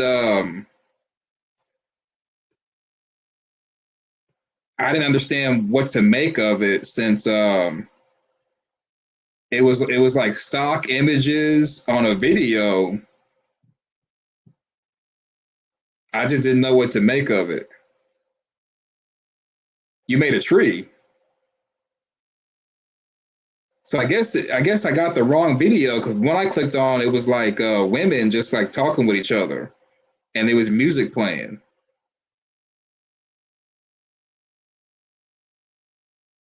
A faraway tree, what?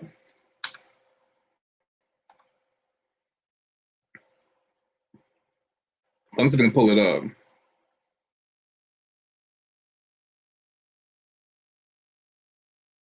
Yeah, it was. I'm gonna try to pull it up now because it was just like it was. It just didn't seem like. It was almost as if like you first started editing for the first time and you were editing like stock images or something.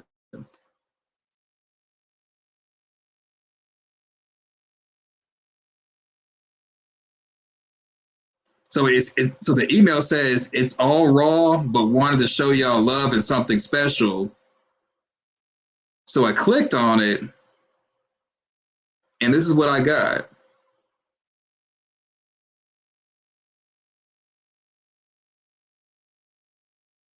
I'm gonna show you because I played it earlier.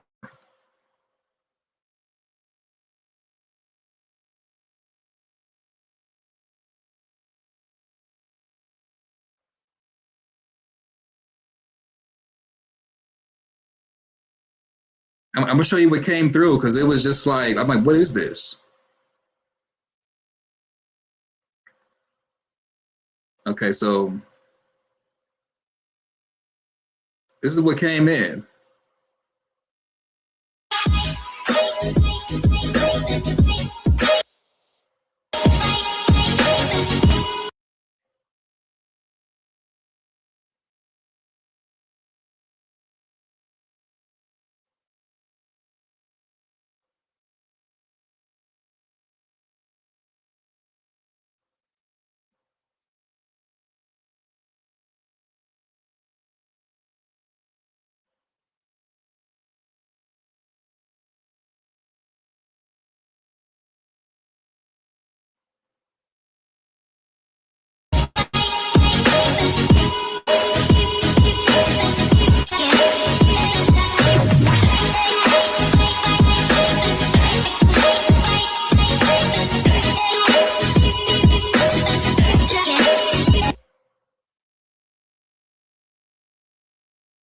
Oh, okay.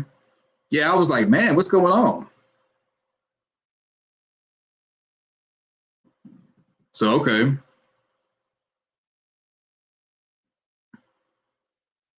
All right. On that note, I'll play the music. See if anybody wants to chat.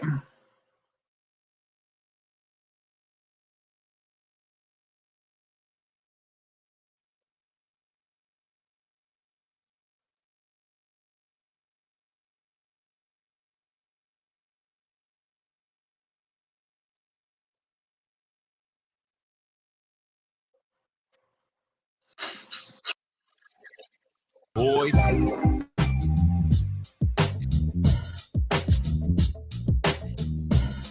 And we are out.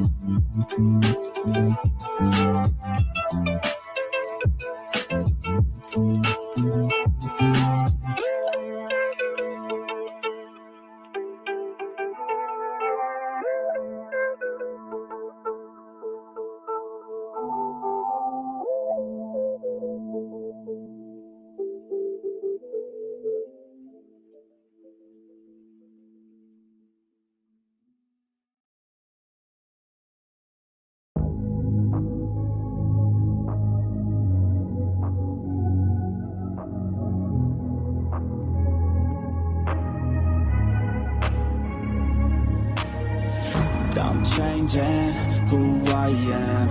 I'm making a new plan, rearranging my life, and I won't look back ever again. Yeah.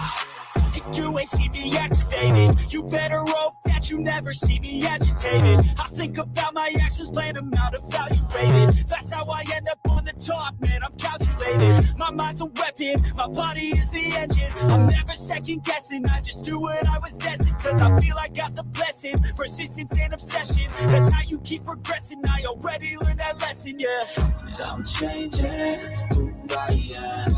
I'm making a new plan, rearranging my life, and I won't look back ever again. You can't stop what's moving. You can't stop what's moving. I'm changing my life, and I won't look back ever again. No fear, see clear, you deserve to be great. I know it feels like things get in your way. Push through those walls and the others will fall. Sit up, stand tall, you can get through it all. I need some energy, anxiety's no friend to me. I have a short memory, I don't really remember things. That's how I move on, that's how I stay strong. A new day's on, I'll keep moving right along.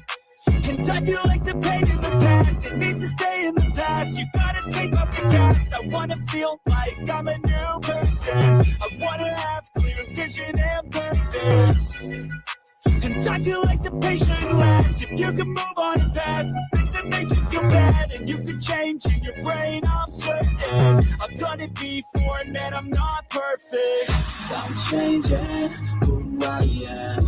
I'm making a new plan, rearranging my life, and I won't look back ever again. You can't stop what's moving. You can't stop what's moving. I'm changing my life, and I won't look back ever again.